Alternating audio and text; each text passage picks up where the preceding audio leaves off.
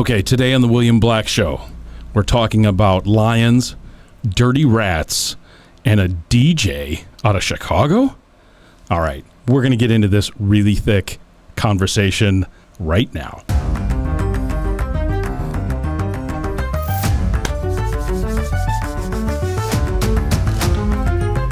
Okay, let's see here. What are we going to do? Okay, we got this, we got that. We're set, right? Okay.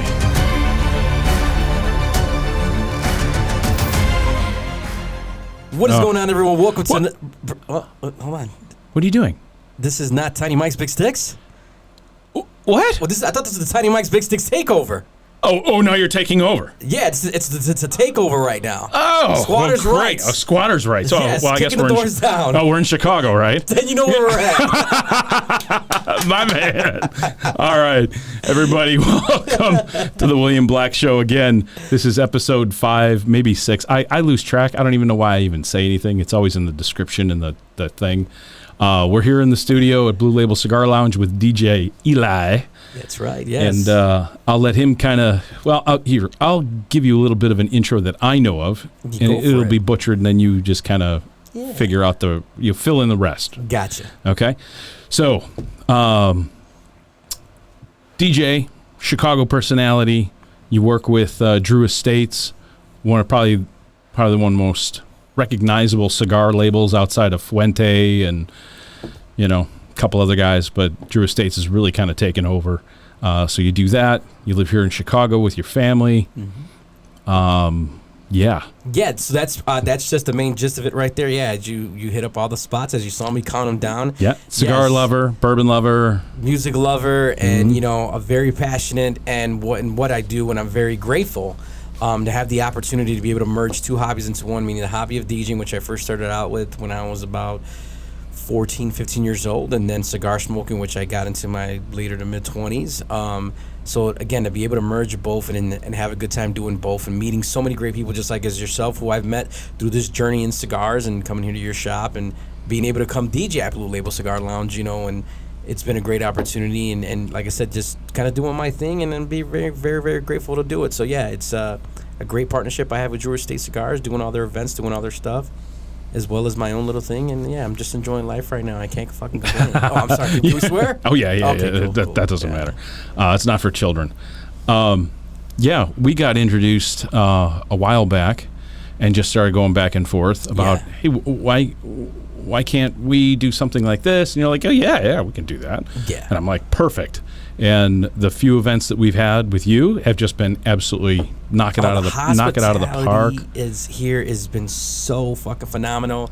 You guys treat me like I'm royalty when I come in here. I'm a quiet guy.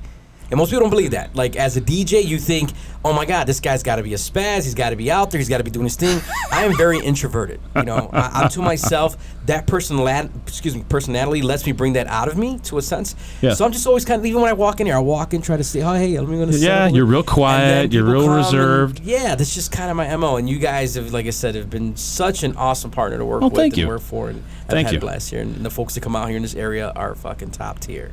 They're very nice. We're blessed, like yourself, with a good group of people, and the lounge is going great. Everything is moving along nice. So you can't ask for anything more. It's how else do you have a job where you enjoy your hobby and your passion as a job? Seeing faces, and smiles, and laughter, and nobody wants to go home. That's reward in itself.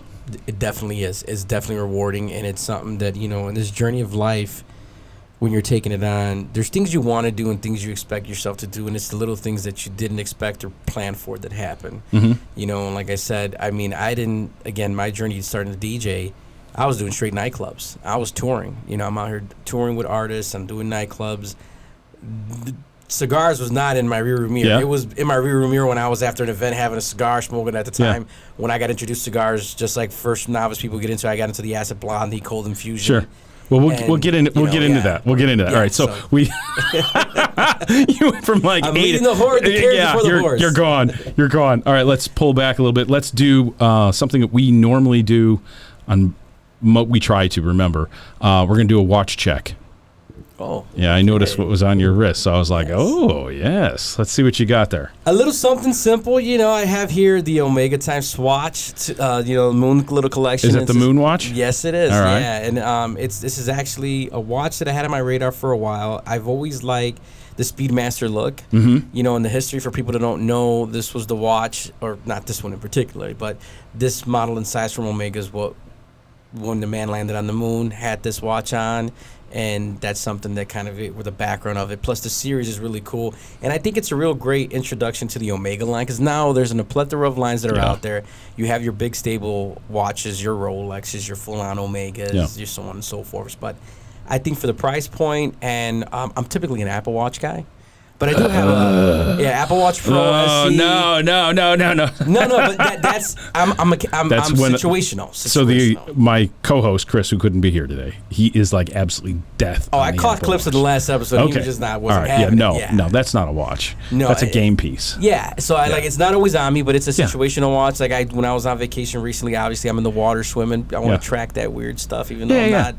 Out here Michael Phelps in it or anything, but it's just the to have that at my. It's a gadget wrist. watch. Yeah, it's a gadget watch. Watch. Yeah. It's taken over for the old, the old Casio with the calculator in it or any of the other neat stuff. But to actually have a nice timepiece, and that is particularly, they got a lot of flack for it, and the true watch guys they hate on it constantly, and I don't see that. So you've got a new generation of people coming up that are enthusiasts about watches. Yeah. Well, they're beyond the old swatches, right? That old, I don't know. You've probably seen the Swatch stores and stuff like that when you were younger. But and then you've got where you go: Tudor, Rolex, Omega. You're starting at 7,000, 5,000, and jumping up incredibly fast. Yeah. And there's this mass portion of the market that cannot afford, but they want something interesting. So I think it's a great fusion between the Swatch lineage and the Omega Speedmaster, and it's just, to me, it's a great marriage. You can't. It's to get somebody into watch collecting. Yeah. It's a gateway drug, kind of like the acid. Exactly. Yeah, great, perfect example. And I have quite a few Movados. My wife actually got me a real nice one for my birthday as well. And there's a few other brands that I have, and even I've seen guys online. They'll give guys flack, especially like I got a $1,000 Movado, and you're gonna tell me that's not the da-da-da. It's what I want to freaking wear, which just goes back to like cigars. It's what I want to smoke. Right. It's everybody's perception, and I think, in my opinion, during the crypto boom, you had a lot of these younger kids, and Rolex has always been that staple piece. When you're a kid, when you're small, Rolex has always been that brand that you just know. It's like a Louis, it's like Gucci, so on and so forth. Yeah. The history, you just see it, you know it. And I think these guys that had the opportunity during these crypto booms, where they started buying up all the Rolex watches and causing the prices on a Pepsi and a Batman and start skyrocketing, Right. They're trying to create this divide where it's like, if you guys, it's like, nah, is it your hand? An is it instantaneous your wrist? No. flex. Yeah. And just because you bought something on the cheap, and it just so happened to work out. Yeah. I mean, unless they have the crystal ball. If that's the case, I'm going to whack one of them. I want that crystal ball. And it's not, you can't. It was a nutty thing. Nobody knew where it was going. It was unsecured by any means of real financial, foundation, right? It wasn't gold, wasn't, bonds, wasn't secured by anything other than, oh, yes, we're going to start mining the boots. And it's like, what? Okay, great. So you got lucky. Don't think that you should be flexing. Exactly. Yeah. Exactly. So it's just like, now you want to tell me what I can and what I should wear. Mm-hmm. And it's just like, no, just get the fuck out of my face with that. I like what I like. And you know what I'm saying? I think to each their own, if it's something you want. Now, and the funny thing is that, you got a lot of these guys now that are also doing modding on watches, which I think is awesome. It's great. Yeah, I think that they're like, oh, you're messing with it. It's like, again, just let me do my thing. It's yours. Unless I'm coming off Canal Street with a Pepsi roll, for those of you guys who don't know, New York Canal Street, world famous strip where you could just get every designer thing for $5. Unless you're doing something like that and then walking around and then saying, hey. That's where I think, I'm like, oh my God, look at this guy. It's definitely not real. But at the same token, it was like the pinky ring in the 80s. Yeah. Everybody had a diamond pinky ring. Yeah. And it was just it's a flex. All right, you just came in the money, because everything came together. And I'll tell you, for me, I comfortably, if I was to get a hold of one of those Yeah. higher end, weigh $60,000, $70,000 watches, I would not be comfortable wearing it out in public, because then I would know, as I look everywhere I go, there's a target on my back. Yeah. Now you're hearing jewelers get robbed. and Yeah, other there was a guys, jeweler just got robbed for what, $500,000 in jewels or something the other day. They know what's on your, and then now that everybody's getting And they educated, know where you're at because now with social media. Exactly. I Yes. told my son's like, he's real big into watches himself, and I said, Martin, he was like, oh, I'm looking at this one, I'm looking at that one. I go, you know what? I can't comfortably. He has a real nice watch, it's real diamondy and showy, and I go, for me, I can't. It might stem from a situation that took place when I was a kid. Maybe. I was jumped for a gold chain that I had on as a kid, and it's just that mentality. Like, well, I want to walk out with my wife comfortable, and not have it be like, man, because you You're see when people looking see over the your watch, they shoulder. look and they know. Oh, yeah. I've been out in places. I've been out in Vegas. I've been out in Miami where people with these watches, and they're getting looks. Granted, they're not getting bothered because they're in a big group. But what about yourself just walking? That guy says, hey, I'm an opportunist. Let me go ahead and let me stick this You're guy on the for a wrong watch." floor. You're looking for your car in the parking lot, and these guys have been watching you for the Yep. last hour. And because they're seeing it in all the music videos and they're seeing it on social media, and now again, Crypto Boom guys are out here because now, or Shadir Sanders and those guys are all like this. Now there's an awareness on it where there Who's wasn't. the guy? Who's the guy with the isn't a pink diamond in his head? Little Uzi Vert. Yeah, is it Lil Little Uzi. Uzi? Yeah. Didn't somebody try and peel it off his head? Yeah, now he doesn't have it. That thing was some kind of big, like, again, why do you want to put that target on? Again, it is what it is. Like I said, again, if Yeah. I had the chance, I don't think I would. Kept him in the news, and that's Yeah. what it's just, yeah. I I think- personally don't want to have a crowbar taken to my forehead. No, but- I think my comfortability, would have to be between $1,000 to $10,000 within that range Yeah. for some nice pieces. Because it is something that you wire, and you're going to beat up. Yeah. Inevitably, you're going to hit it on your car door when you're getting out or getting in, and you're just like, ka-chink, and you're like, oh no. Yeah. And you look down, and you're like, oh, that's a scratch and a half. To me, it's got to be used, but Yeah. No, I that's agree. that. So we alluded to the dirty rat and Yes. a lion, right? So what did you brought in some cigars for us? Yes, I mean, I could not show up empty-handed, and then obviously, being that Drew Estate Cigars, I do a lot of events for them, but I am truly a cigar smoker, so there's a bunch of brands that I smoke. Obviously, them in particular hold near and dear to my heart, but this cigar that I decided to bring with me is the Dirty Rat, which is part of the Liga Privada Unico series, that's a set of series from the Liga Privada line, which has even more rare tobaccos and goes through more of a strenuous growing period because they're just, único. They're for solamente por el jefe, which says in the band, which means only for, the boss. Only for the boss. Yeah. Yeah. So I'm going to have you cut that for me. I got I'm you. not familiar with the cap, and You I don't could want to. these you could go ahead and twist and pull, and I'm not a big fan of that doing that. I'll Nah. still just snip at the top, only for the simple fact that sometimes when you're pulling out, if you don't really do it right, you might pull more than the capa, and Right. you might take a little bit more with you than you bargained for. Thanks, bud. Oh, you're very welcome here. Go ahead, please. Oh, But yeah, so this cigar, I am a Connecticut broadleaf junkie, as I call myself. I love the Connecticut broadleaf. yeah. And so it's Connecticut broadleaf wrapper. You have Brazilian Mata Fina in the guts, as well as some Nicaraguan tobacco in the guts as well. And this cigar here, so for me, this was one of the first traditional cigars Ugh. I smoked. Oh, And that's poopy. you'll get in there, and it might be a little bit. Today's weather was Well, that's hot, and it was in my bag, and Oh, it wasn't in your pocket like a sticky, warm gummy bear, was Yeah, it? yeah. Good luck.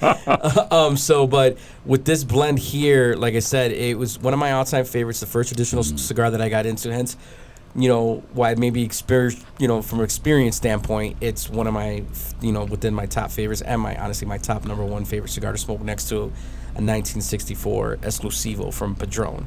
And Yeah. for me, those two cigars are similar. Now, hear me out before we go and run Right, and yeah, say, go- yeah. I know the Padron is a box press. They're very similar. These are very similar in size, and it's just a cigar that Yeah. for me, I'm a big ergonomic whore when it comes to How it your- fits in where your it's holding finger. here, Yeah, smoking. me too. My fingers are a little shorter than Yeah. normal, and I don't like a big ring gauge cigar. I look silly with it. I don't mind it, but if I Sometimes they smoke better than a smaller one, depending on the blend. But to me, I'm like you. It's got to fit right in my hand. It's got to feel comfortable. Look, as we're talking, it's in your Yeah. hand. You're having this conversation. You're moving forward. It's not getting in the way. So it's just one of my favorite cigars from that standpoint. The cold draw on that is very nice. It's graham cracker and Yeah. what is that?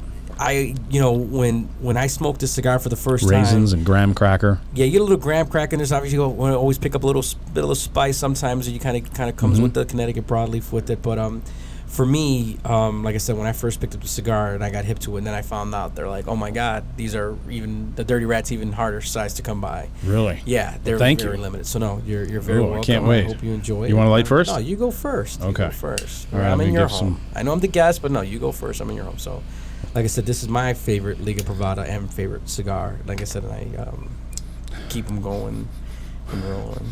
It's got you smell that little bit of that floral Nice kind of leather. Yeah.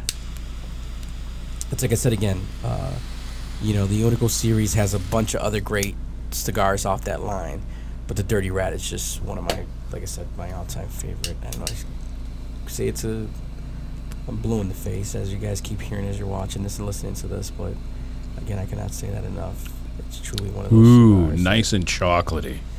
That is super. That is 80-90% cocoa, dark chocolate. A little smokiness in the background. I'm telling you, That is a really neat. Oh, that's going to develop nice.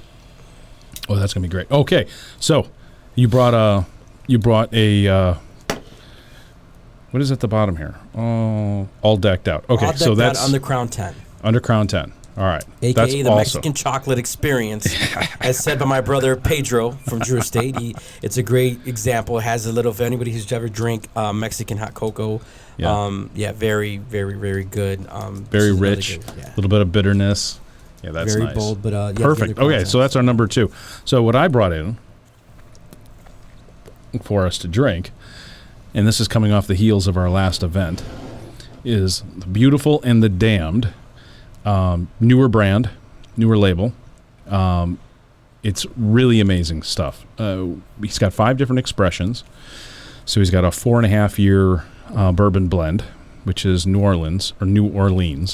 And then we go into Man Leisure, and I can't remember the other line. So there's a Ben Franklin, Man Leisure, and then there's a Lion. I can't remember what that one is. And then we go into the 2 black labels, which are the cast strengths.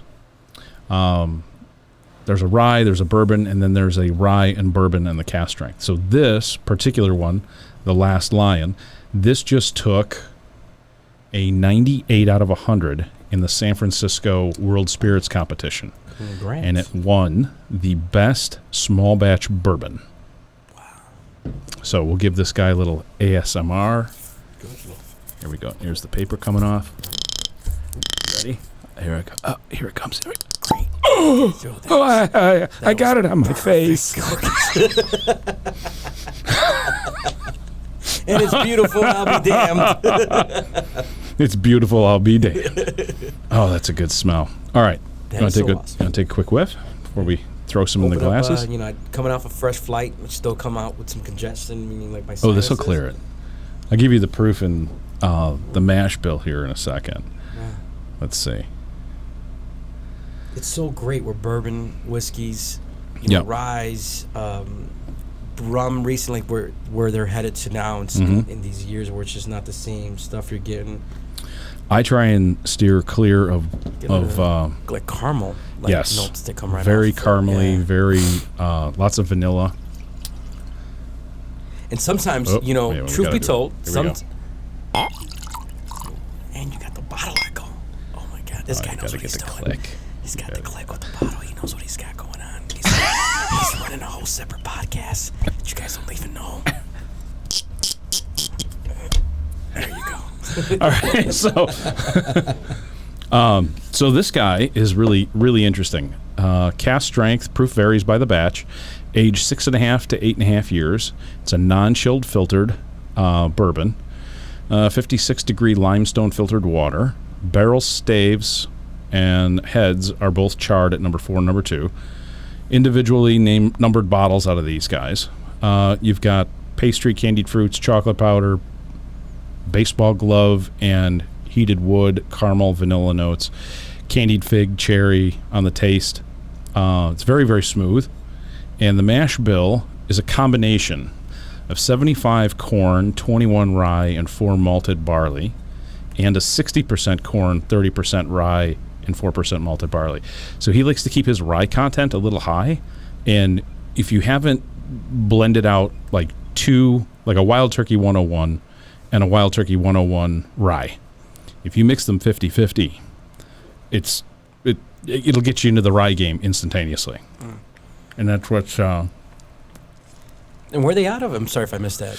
The actual spirit is coming out of Indiana. It's an MGP, and it's all super high end reserve stuff. So they're picking every single barrel themselves. So it's a really interesting process. So we had the founder Kevin in the other night for a tasting. Went through all 5 expressions, had a nice little snack plate, and we paired that night. I think we paired a Foundation Charter Oak Broadleaf in Toro, and it was able to keep up with the bourbons, because you don't want it to take over. You don't want the cigar to take over your spirit tasting. Yeah. But you don't want the spirit to like overwhelm the cigar. You want to get close, but you want that cigar to be the backup singer. So it worked out pretty good. Everybody enjoyed it, and yeah. So let's give this guy a little sniff. Open up that palate. It's going to open up here after a few moments and kind of relax, but here's to you. Cheers. Cheers.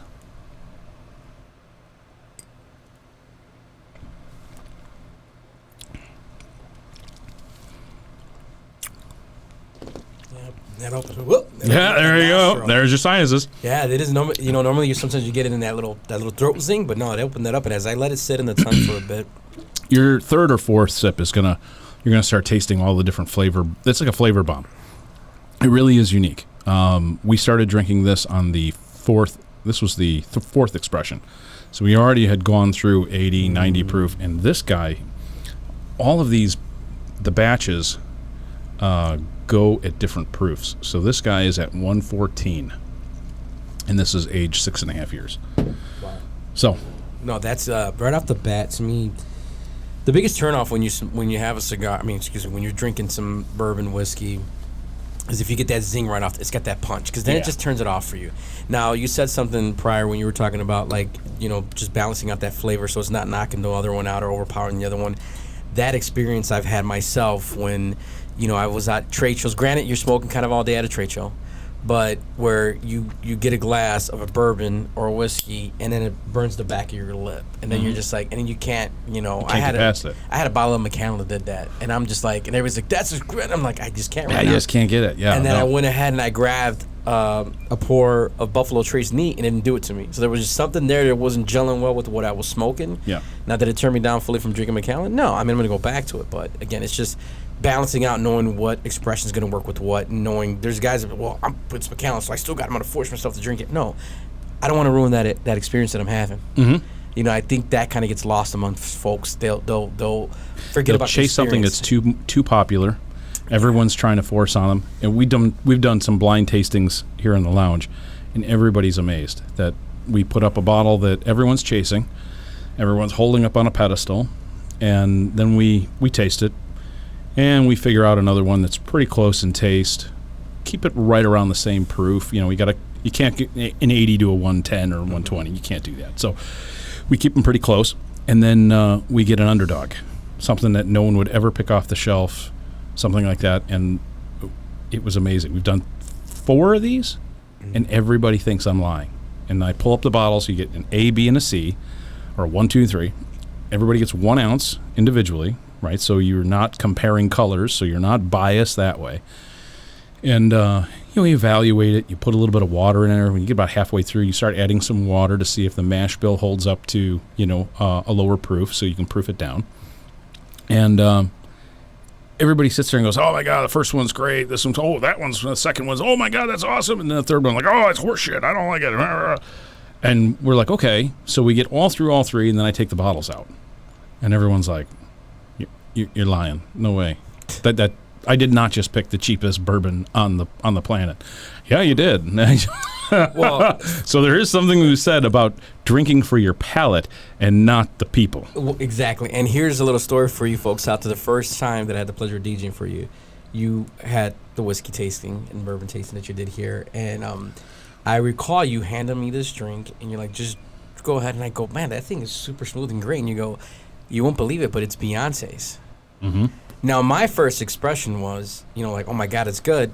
But I would have looked past that bottle based on, oh, it's Beyonce, the hoopla, the whole nine. Right. You blind tested me. You were just like, here, just. It's an LVMH product. Yeah, and when you're you like, can't, just try it. And I'm like, Yeah. man, it's just really good They stuff. needed some jazz, so they put her name to it, and they gave her some money. But it's not hers. It's not. No.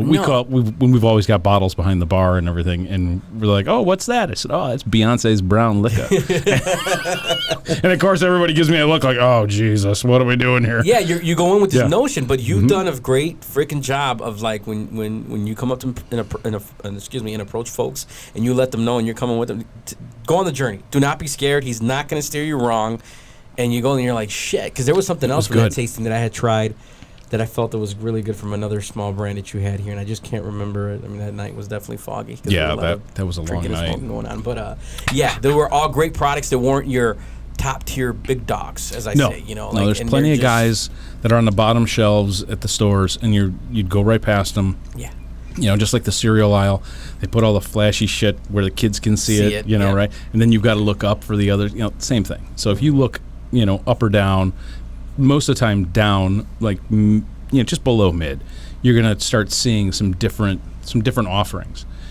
And the bottle doesn't always tell you, the design of the bottle doesn't always tell you that it's going to be great, because there's some that they oversell because the bottle's awesome looking. Yeah, they dress it up so nice. And you drink it, and you're like, oh my God. Like, Yeah. I think, I can't remember who it was, but we had one on one of the podcasts, and it literally caught me off guard.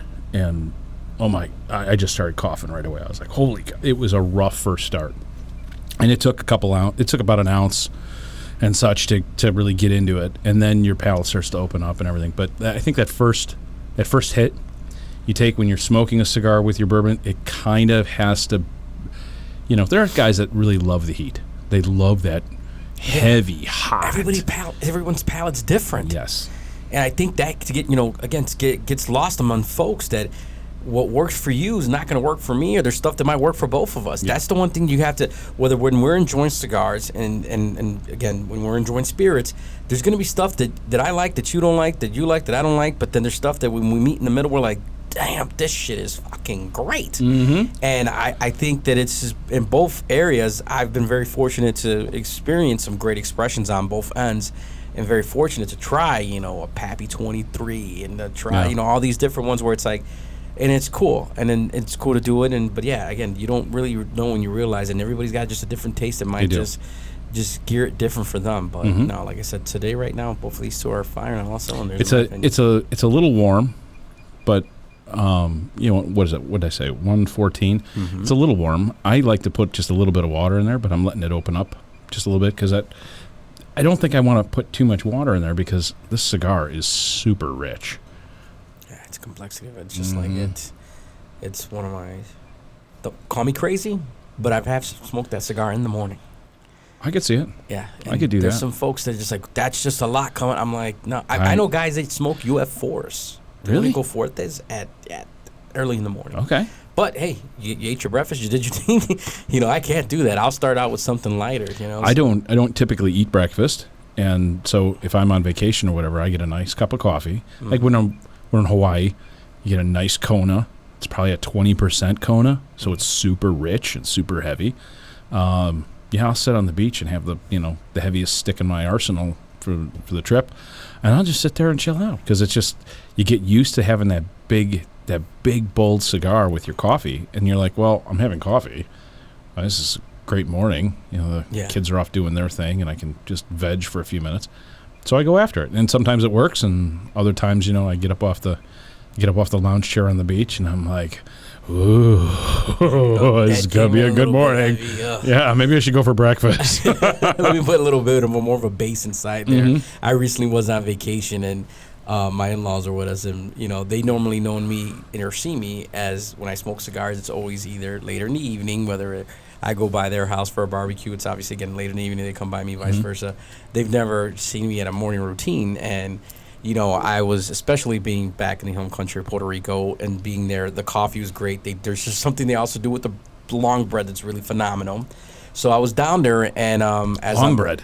Yeah, just they call it pan largo, which is your typical like long Oh, the bread. big French loaf. Yeah, it's, Yeah, yeah. and so it's real good. But with the coffee out there and a cigar, I was able to sit in the balcony or sit by the pool.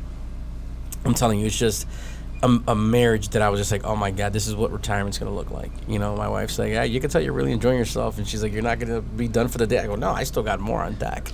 You know, I'm still gonna go. I always need a cigar for every occasion. We're on vacation, baby. We're on vacation. Look, Yeah. I got a whole shoebox full. Yeah, this is gonna get smoked and it's gonna get enjoyed, and I could play with my my pairings, because here you can't. Like in the morning, like I said, if I'm leaving for my 9 to 5 or whatever, I might smoke me a little something short, a little 4x32, something like that. Yeah. But again, it's in a rush.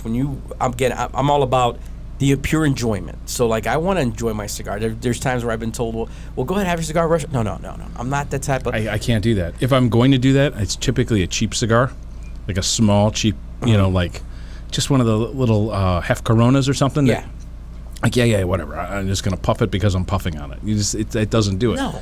And it almost makes me feel like I'm cheating on something. Yeah, and it's because again, like I said, for me, these right here are a getaway. Mm-hmm. This is just I'm gonna relax. I had a long day at work or a long night at the nightclub or whatever, and I just want to sit and get away. Even when I'm DJing, sometimes the cigar events I'm doing, I'm not really blowing through smokes because I'm working. I thoroughly want to enjoy my cigar. Yeah. I want to sit there and be able to take that and take that moment to just relax and just puff. I'm just not there. Just And when to everybody's smoke. running up to the DJ booth, they're like, "Hey, bro, yeah, I'm like, Sometimes I'm fucking relighting this damn yeah, thing. I'm like, wait, I shit. don't know you. You can't say that, you know. They're like, No. oh yeah, I met you last year. I'm like, yeah, okay. I had a guy here give me, he gave me an Opus X. And he's like, are you going to smoke it? And I go, I know cigar, unwritten rule. When someone gives you a cigar on the spot, it's customary to smoke it because they gave it to you. You don't hoard it. Yeah. But I'm like, no, I can't right now. I want to enjoy this Opus X. Yeah, Jeff is like that. Yeah, Jeff's like that. He's got I said, let me just enjoy. he's got a it. safe deposit box full of those things. See? All sorts of stuff. Like we smoked a Dubai one night, and I'd already gotten halfway through a heavier cigar, and he brought these things in, and he's like, oh, let's smoke a Dubai, and I'm like, oh, from what I understand, that's a little light. You know, it's on the lighter side. I said, okay, fine. But he was all intent. I'm like, I can't. He goes, no, we're smoking now. I'm like, all right, we're smoking now. So we had to like shift gears, come down, clean the palate off a little bit, you know, and that's all we could. Yeah, And that's what I'm talking about. I think that sometimes gets lost amongst, like, I know one of the things in my mind, because you and I chat about so much, and as we're having this conversation, it's like talking about the COVID cigar boom. It brought in, again, just like we're talking about the watch boom. You know, we've had a lot of booms lately. And seeing folks that are novice cigars but think they know what they're doing and going to the big boy brands or whatever, Yeah. rushing to it, and forgetting there's a lot that goes into that experience. Like, again, you sitting there, like, I They're appreciate flexing. that. Yeah. They're flexing, and it's just like I have guys come in all the time, and they're like, they see the boxes sitting up on the shelf. I'm like, whoa, stop. You know, like if it's not on the shelf, you know, it's not really for sale. So don't push. Okay, if you want to get into the click, we're only allocated so much of these things. We've got to keep the members happy. We've got to keep our customers happy. You know, get on the list, start showing up. You come to some events. There's always some goodies laying around. We break open a box. Everyone can, you know, pilfer out of that. But they want to go right to the big dogs right away. Interesting story on the same thing. So a gentleman came into a lot of money, and we're out at one of the racetracks out here, okay? And he goes up to the McLaren dealer, and he goes, okay, I want to buy a McLaren. So he buys a 720S or something. At the time, it was the big dog, right? And so Bobby Rahal gets in the car with him. He happened to be on, you know, at the track, gets in it with him, and he's driving. And he goes, all right, I'll take you around the track and show you what the car can do. He goes, oh, okay, great. He gets in, and he turns off. Now, this is Bobby Rahal, right? So he knows what he's doing, right? Turns off all the shit. Starts flipping buttons. No traction control, no ABS, no brake lock, no stability, no nothing, dude. This is, what is it, 1,000 or 750 horsepower and like a 2,800 pound car or something. It's just full blown right there. Let's go. So he gets out there and he scares the guy shitless, right? Sideways through the corners, you know, rah, rah, rah, rah, rah. And the guy is just eating it up. He's like, oh my God. Doesn't realize. He flips him the keys, check clears, you know, whatever, flips him the keys, gets in the car, goes back on the track, does the same exact thing. And he's never driven a race car. Wow. Or he's never driven a sports car, supercar, hypercar, whatever you want to call that thing.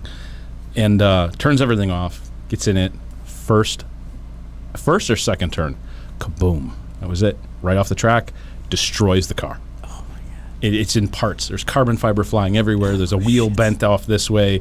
The windshield's cracked. They're held together with spit and chewing gum. If you know anything about Brits, they make a great race car, but they make a horrible regular car. And McLaren is kind of like that. I remember being in a McLaren, and all of a sudden the window goes down. I'm like, whoa, what the hell? And I'm trying to put the window back up. And the guy's like, just don't worry about it. We'll get that fixed. I'm like, no, thanks. But you're in a McLaren. Yeah. It's an automatic feature when you go so fast, so you can hear the engine. So the window goes down. And I look at the guy, and you can see him. He's holding back this huge fucking laugh. Oh my god! So at any rate, he blows the car up. Right? It's over with. Comes back in. He walks up to the dealership, and he goes, well, I need another one. That guy looks at him. He's like, what do you mean you need another one? He goes, yeah. Well, can we fix this one? Yeah, we can fix it. And he goes, well, how long? I said, I don't know, a year and a half. What? Well, I need another car. And he's like, sorry, pal. You're a year, 2 years out. And he's like, what? And he throws a fit. And it was one of those things. He went right to the big dog shit and couldn't appreciate it. And it's just that mentality or that situation transfers back to almost everything. You go get yourself a $15,000, $20,000 Rolex. You're wearing it out, you're flexing and everything, and somebody takes it off your wrist at gunpoint, or you lose it, or you leave it on the dresser and the plumber comes in and steals it. Your wife doesn't know any better and just laying there. Cigars, same way. Yeah. There's a whole lot of nuance to when you're starting to get into the Opus and like the Dirty Rat here. If you're not experienced enough to understand the different flavors and what goes into it and why there's top primings and lower primings and why they're aging it longer or why it's so hard to get, there's no appreciation for it yet. No, and there's so many narratives that I believe get said, whether it's in Facebook groups, on Instagram, whatever, YouTube, whatever, what have you, wherever's your favorite platform to get this information from, which is sometimes disinformation. It's like you get into these groups and there's no disinformation. No, there's no fake news. Or no. It's on the internet. It's real, as my youngest would say at one point. I'm like, no, I could make a website right now and put some shit on there. Yeah, but it's on the internet. And so you see these guys, and it would blow my mind. Like I said again, I'm all for if I don't know something. Well, I have no problem saying, hey, I don't know it. Educate me on it. Mm-hmm. I'm not going to fake, because at some point if you're talking to me about it and I'm trying to fake it, you're going to be like, this guy's full of shit. Yeah, he's full of shit. He doesn't know what he's doing. So why? What do I got to lose by you educating me on something? So, you get these different narratives that run around, especially with the new cigar smokers. Like, obviously, when you go Google up, you are going to see family legacy brands like Padron, Fuente, Davidoff, without a fucking doubt. Yeah. They've been in the business for a long time. They got great fincas. They do their thing. Mm-hmm. Now, they just, in their mind is... Fincas? Fincas are the farms. Yeah, okay. What they do. So they go ahead and... Sorry, my Spanish is way rusty. Don't worry. By the end of this one and a couple more of these, all you're going to right. be fully... I'm like, hey, am I talking to Bad Bunny over here or what? Yeah, I don't think so. Thank you for the confidence. Yeah. So, the thing is that I've been very fortunate to be around certain individuals where I try to go ahead and just be a sponge and absorb. So one of the things that always drove me nuts, besides someone licking or smelling a cigar through cellophane, oh my was God, the fact that they would pick up the cellophane and go, there's a little ASMR for those folks out there, and they're like, you see how yellow this is? So that means it's really aged and it's so yellow, and that means it's worth me to go ahead. This guy sold it to me in a Facebook group for $100. It's an aged data. And it's like, listen, dude, I sat with a very, very prominent master blender who told me, yeah, you want to age some stuff, but once that thing starts turning yellow, get that out of there. Because now what's happening, it's reversing its aging process and it's losing. Yeah. So when someone's holding on to a Joya de Monterrey or whatever, that's a Cuban, they're like, oh my God, and look at the thing. Dude, that's not going to smoke sucking the same up all way. the flavor. Yeah, it's gone. Yeah. And it's people don't realize that cello is a permeable thing. And it allows the cigar to breathe. So and that protect yellow, the wrapper. Yeah. And that yellow is actually particles of the cigar coming off. Well, you're losing flavor. So as soon as it starts to yellow, I'm the same way. Get it the hell out of the cello. Yep. And get it into an aging box where there's other cigars that are equal. So they don't want to dry out. Right. Yeah. You can't put a Connecticut, in my mind, and this might be wrong, but you can't put a Connecticut right up against a huge, heavy, hard, dark Maduro that's been aging for a couple years.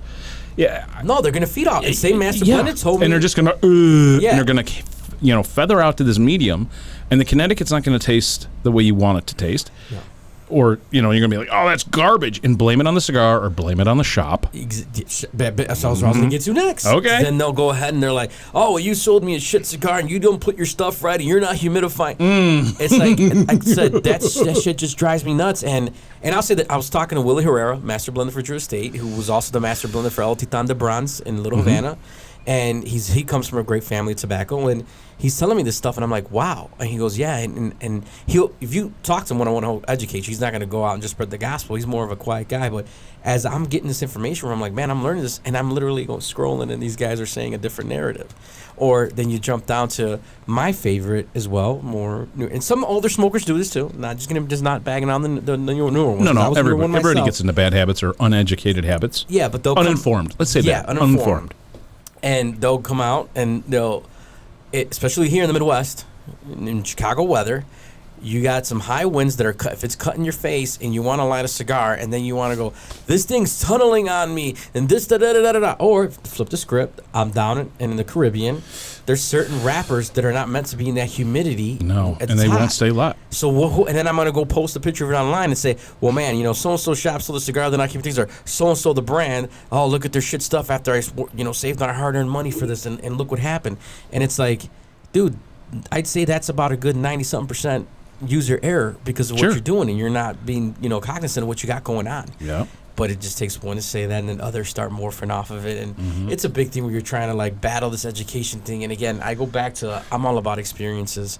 And it's like, if you're going to ruin that experience for yourself, don't ruin it for others. Let me enjoy my experience. It's my fucking experience. It's my core memory. Yeah. And I think that... And it's your hard-earned money, too. Yeah. So great, I can appreciate the gift. If somebody gifts you a cigar and it's a nice cigar, like, hey, I'm not going to be doing it justice by sitting here smoking it while I'm DJing and drinking a shit ton of bourbon and yelling and screaming. And no, I want to calm down, watch a movie, listen to some tunes. Better yet, put on some vinyl, listen to the cracks and and just leave me alone. Zen. There's so many distractions now. Appreciation. Yeah, the digital distractions ramps your mind.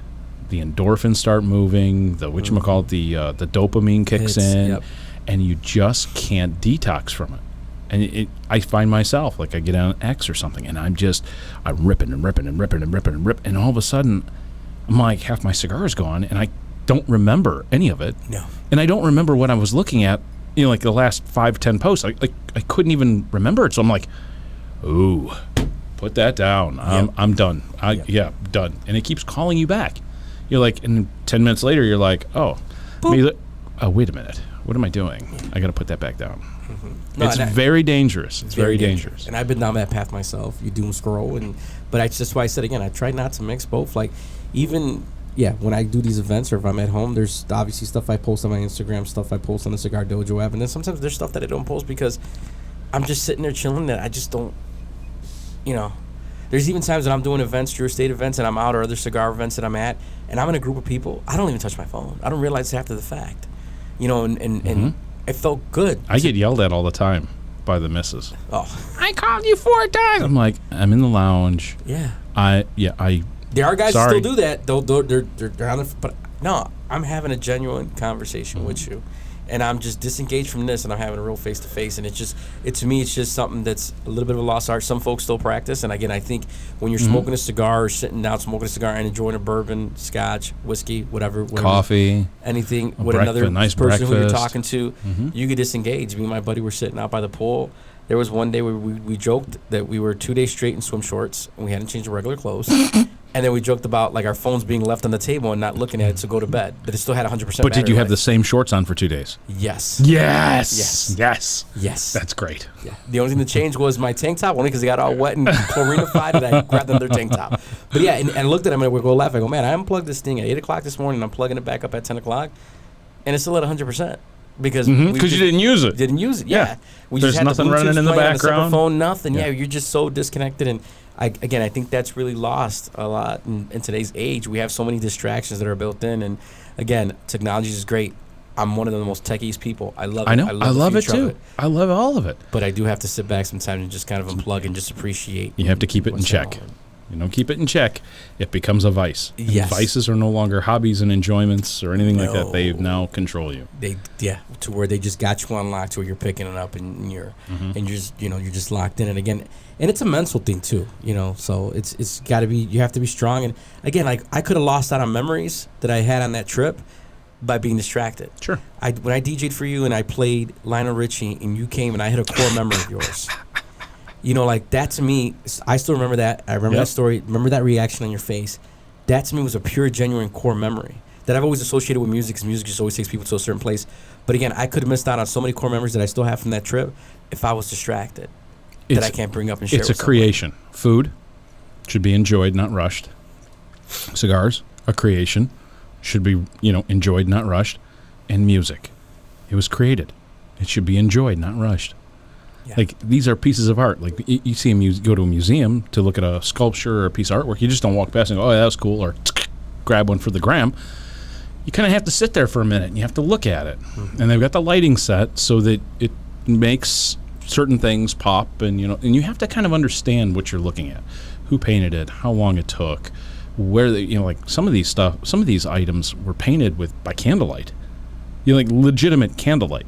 Like how does somebody do that? Yeah. Like it's lost. So anything that's created that takes a lot of curation, food, music, cigars, there's a couple others, needs to be, enjoyed at a relaxed pace. Yes. Right. Definitely appreciation. If anything, it's your title for this episode is appreciation, because I know we're talking about it. We're hammering it home to a lot of you folks. It's like, again, it's something that you just have to just appreciate. Just kind of sit there and just take it all in. And a lot of this stuff is meant to be taken in and enjoyed.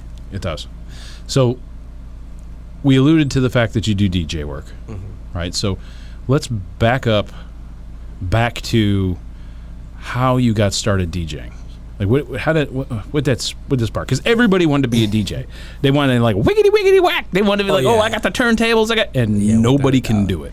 No. I have met only a few people, and you're one of them, who can literally read a room and just start picking stuff, and it sticks every single time. So walk me through that transition, or walk everybody through that. Like, where'd that come from? So that appreciation of music came from my folks. I grew up in a home where my mom was strictly, she was listening to, at that time, whatever was hot in the 80s from the pop culture side, but there was also hot in punk, there was hot in rock, there was hot in metal, there was hot in, I said pop, hip-hop, all that. Like, to me, the 80s is one of my favorite eras of music, because it just has, every genre was doing good. They were doing numbers. Yeah, they were. You had your hair bands, your metal bands, your hip-hop bands, your pop band, Your metal was starting to be, metal was clean, I want to say. Yeah, and you just had that. And then my father was just a strictly 60s, 70s soul. Like, he loved, your Sam Cookes and your Lionel Richies and your Marvin Gayes. And then obviously they would listen to a little salsa music back from Puerto Rico,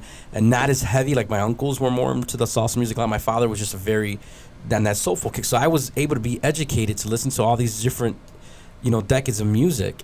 And be able to go through, as in my house growing up, that made me love it. Then in comes, I discover radio, and I discover WBBMM and or WBBMX and B96, and then you're like, you got the hot mix DJs, and they're out there. And now I'm sitting at family gatherings or family parties, and these songs come out, and it just hit a nerve. Okay. And the folks will go nuts. They're like, oh my God, that's that whatever it is. So it's like, that feeling, I go, man, to give somebody that feeling, I've always been a customer service type person. So to give you that feeling, to know that I hit something and it just made you lose your mind, or I had played something and it made you remember something, that feeling to me is more than any paycheck could pay me, because it's just something that's inside that's just fulfilling for me. So I can see that. That whole pot you mix up, and at that time, again, you start seeing more DJ-esque stuff, the movie. You start seeing them in the movies, and you start seeing stuff come out, and you're like, man, there's all these different inspirations that come out and grab you. And I look at it and I'm like, man, I want to get involved in radio. I want to get involved in DJ. I want to be a live DJ on the radio.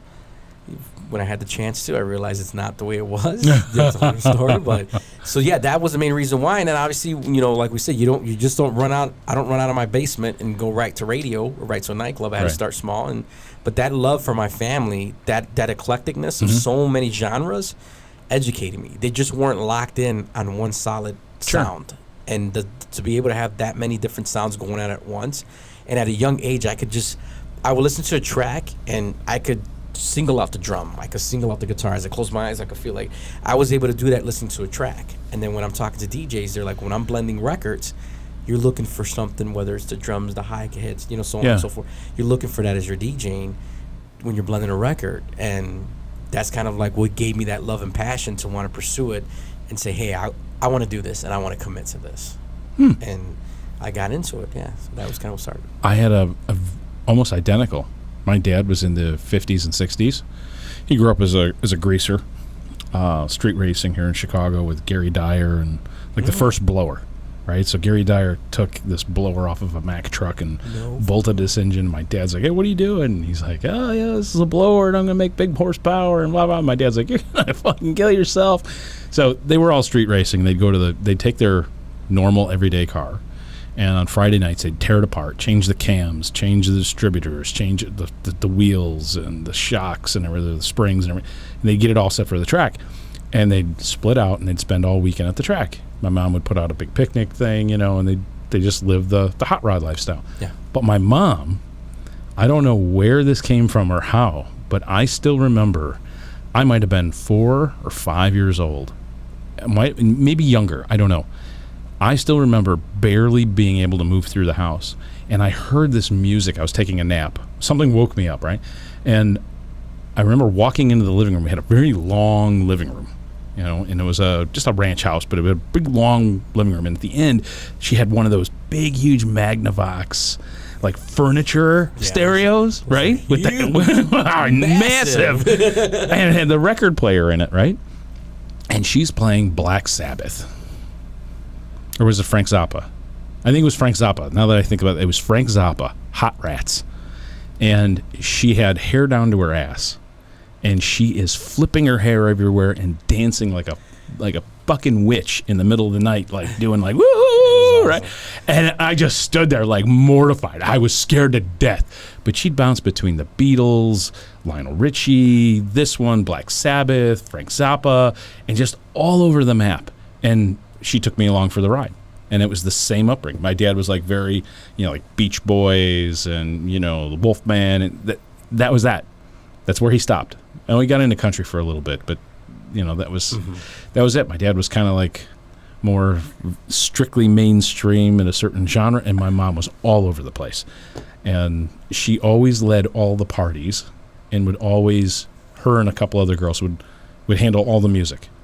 And her brother had a jukebox, and they would get together and buy all these different LPs or the little, what are they? The 45s? Little 45s. Yeah. And they'd pull everything out and switch everything.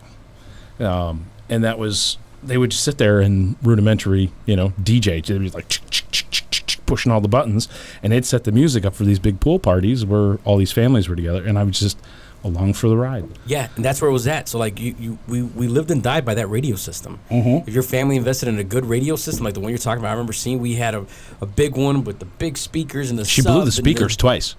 She blew the speakers twice. My dad got pissed. He's like, I can't keep building and rebuilding this. Yeah, those things it's were expensive. And the guy comes out. I remember, he had his toolbox and stuff, and pulls up in station wagon, with the RCA Magnavox repairman sticker on the side. Man, that is such a time. Yeah.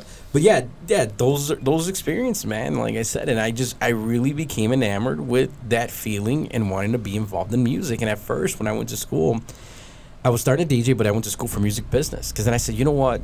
Again, behind the scenes guy. Want to manage, want to run tours, want to run stuff. But again, the DJing was calling me. And I'm like, I could do both. And it led me into touring with an artist and nightclubs when that artist went ahead and was telling me, hey, man, when we're not on the road, you're not making any money because obviously I'm not a performer. I'm just DJing. He's like, you should go to these nightclubs out here and just, go out and network. And I did that. And he's like, so you play other people's music? And he's like, hell, and you can play our music so to promote our songs, you know? And it worked out just that way. And that it morphed into me meeting other artists and making connections and then starting to meet, touring booking guys and so on and so forth. So I was doing music business and I was loosely working at the label that I was working at where I was double dipping DJing and helping with some management stuff. But again, the DJing was what I wanted to do. I like being on stage specifically. And that's what really was that driving force for me to get involved in music. And I tell you, I love it. There's times where you fucking hate it. And then there's times where you fucking fall back in love with it again. there's times I'm exhausted, but it just pumps me up. You're doing your third wedding that month, and you're like, oh god. Oh man, there another comes the time. wedding. Truth be told, I stopped doing weddings. There was a point where people, I am by far from fucking cocky or anything like arrogant, anything like that. But when buddies of mine are like, "What do you mean that's a lot of money?" Da, da, da. And I had to explain to my wife again. Even my wife was at first shocked. Then when I explained to her, she got it. Buddy still didn't get it. Fellow DJs didn't get it, and I was like, I truly love this. The money's for my time and the effort, equipment, so on and so forth. Especially now, like I buy my music back then, and I would get songs sent to me for free from other record labels. So it's like that's what the money compensates is my time and for the hours that I put into getting all this. Yeah. But at the end of the day, like I really love the passion. So for weddings, I was going nuts, man. Whether I was dealing with bridezillas, groomzillas, families, like I just said, man, this is just not for me because I'm not enjoying it. And when I'm not fucking enjoying something, I'm out. I pull the ripcord. Yeah. That's just my person. I'm done. You can't. Yeah. And I just couldn't do it. And they said, oh, I'm like, that's one of your, I'm like, no, I go, you don't get it. Like, I truly have a fucking passion for music. Like, I love it. Now, as I just got into my 40s, and sometimes I can't recall certain tracks, or then I remember, and I'm not maybe as so fucking razor sharp that I was in my 20s, but I'm still on the edge of it. It's like, and I could go in and I could walk into a room and dust a new DJ, and then everybody will turn around and go, oh, man, how did you do it? How did you? I go, man, that's fucking experience.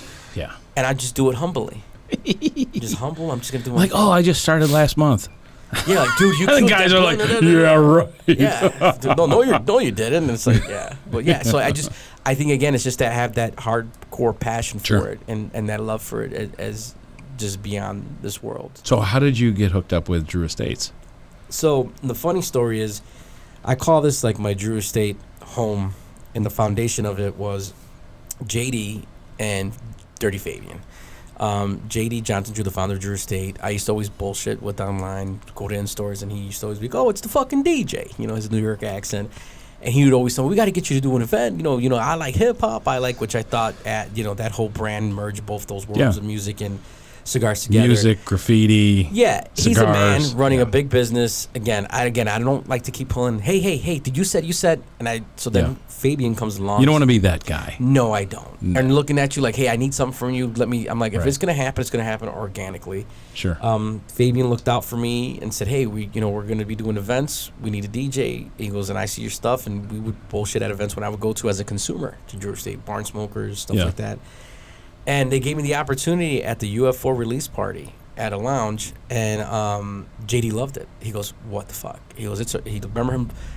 The funny part of the story is he looks over at me in midway signing cigar boxes, and he looks at me and goes, it's a wrap. And he went like this. I said, oh, fuck. He said, it's a wrap. I didn't do something right. I did something wrong. I'm like, and at the end of it, what he meant was, it's a wrap. Like, dude, like you're in. Like, I need you.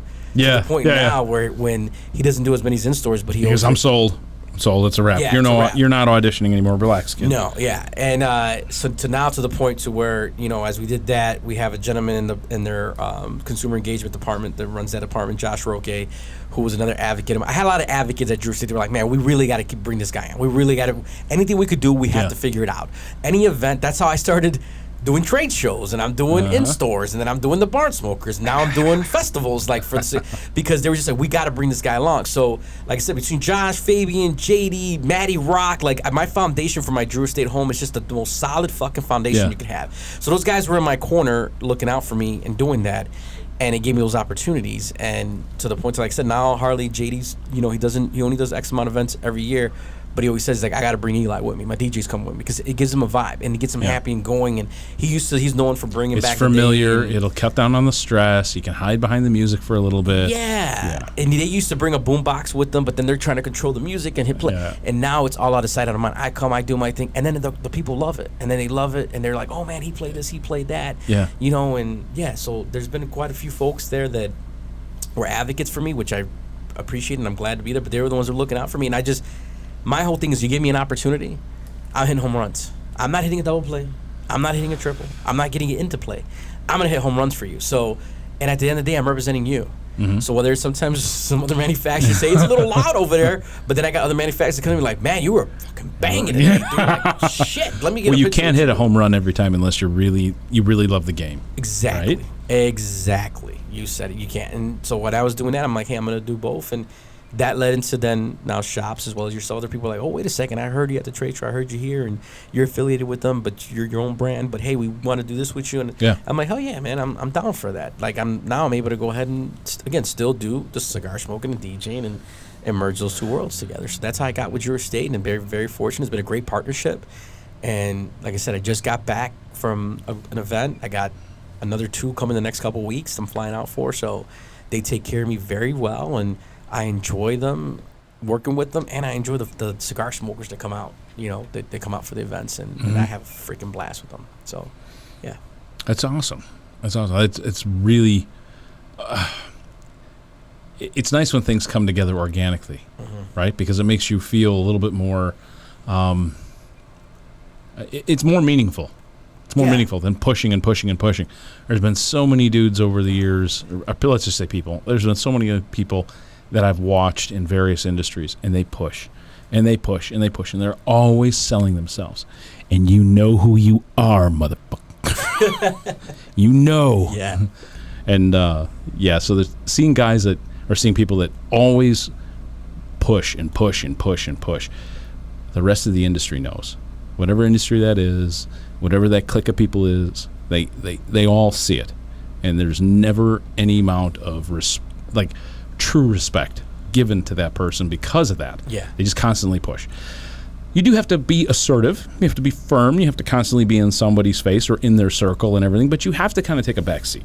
This is their world that you're playing in, and you know that's awesome that you played that nice and calm and just had a love for the music, knocked it out of the park, and it was like, okay, done. Yeah, you're in, dude. You're in. And then again, like I said, you start meeting other folks. You leave good impressions to where, I'm telling you, I had over a handful of advocates that were advocating for me. They were just like, hey, we've got to have this guy. We got to bring him. We got to do this. And then, like I said, when consumer engagement's like, we're doing all these quirky events, we got to bring, and people are just like, we never heard of just bringing a DJ to your DJ booth. Yeah. You know what I mean? Or, excuse me, to your cigar booth. And it's just like, it's one of those things where, because I was just unapologetically me, and I'm transparent, and I'm just up to level with you. Like you said, like, I'm not going to go ahead and keep bragging you and trying to sell you, like, you got it, I'm the best, and I'm the this.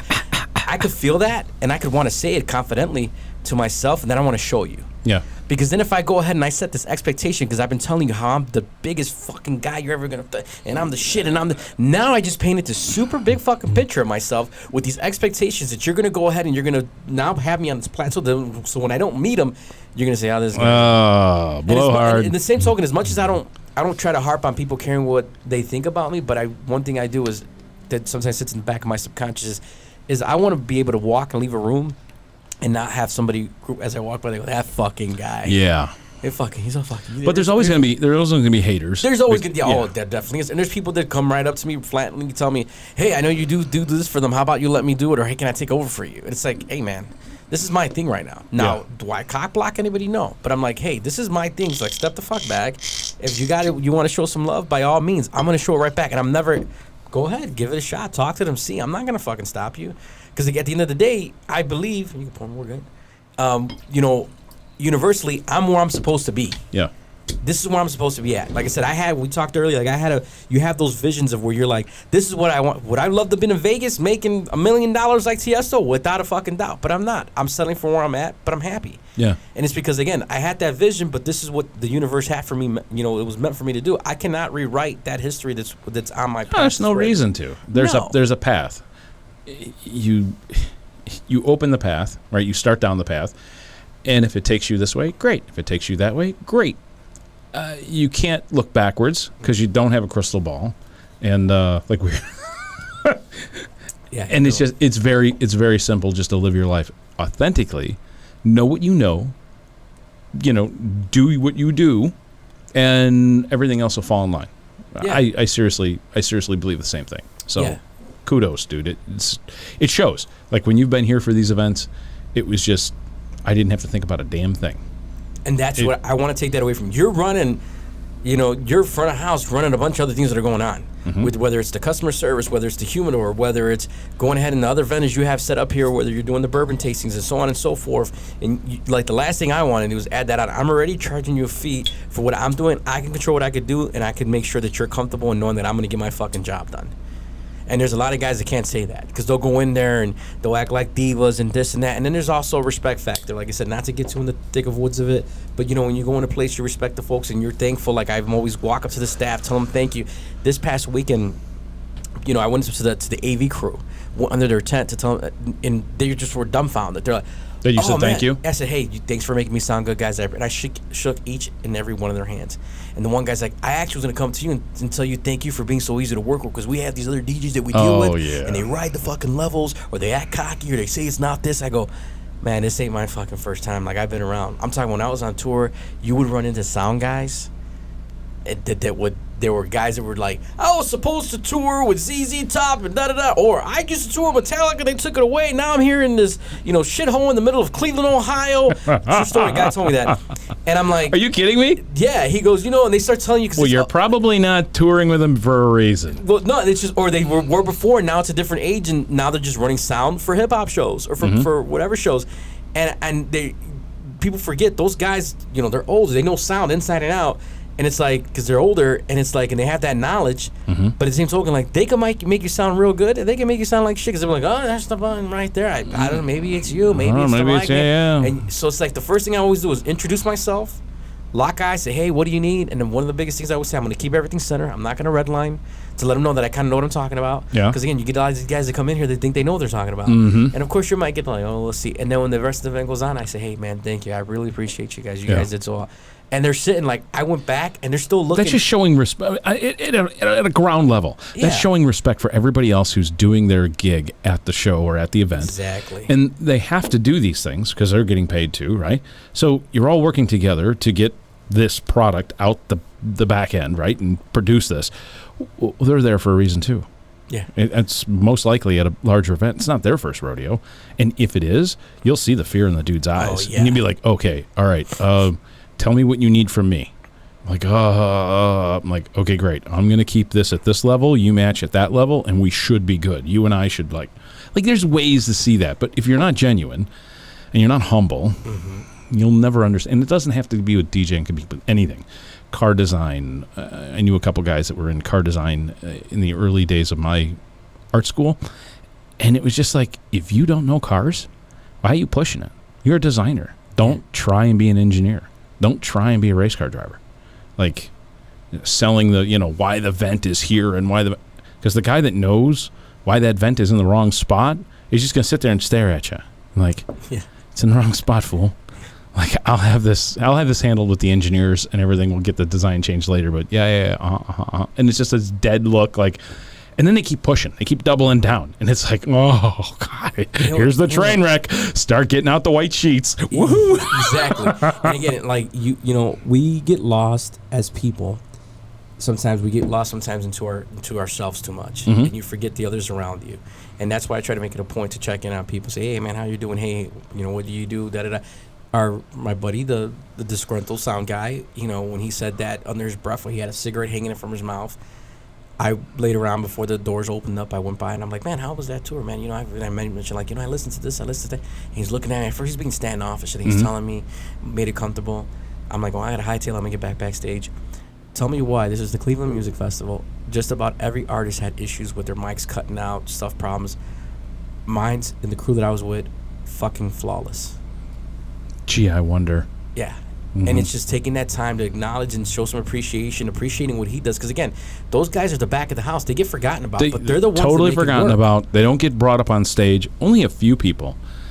Not to say anything about, what's her name? Who's the singer that all the little girls love? Taylor Swift. Yeah, the Swifties. Oof. Yeah, right. I guess she does that now, or the last couple shows. She's brought everybody out. Her sound people, the riggers, the lighting people, and everything. They bring her, they have her. She brings all of them out on stage, and and it's incredibly genuine because they get no FaceTime and anyway. They're just this ghost in the background that makes everything happen. And there's a lot that goes into a business. A whole lot. Again, and some of them want to be left alone. I will say that some of them want to be left alone. But again, when you show that appreciation, there's that loyalty, and that's loyalty you cannot buy. No, you can't.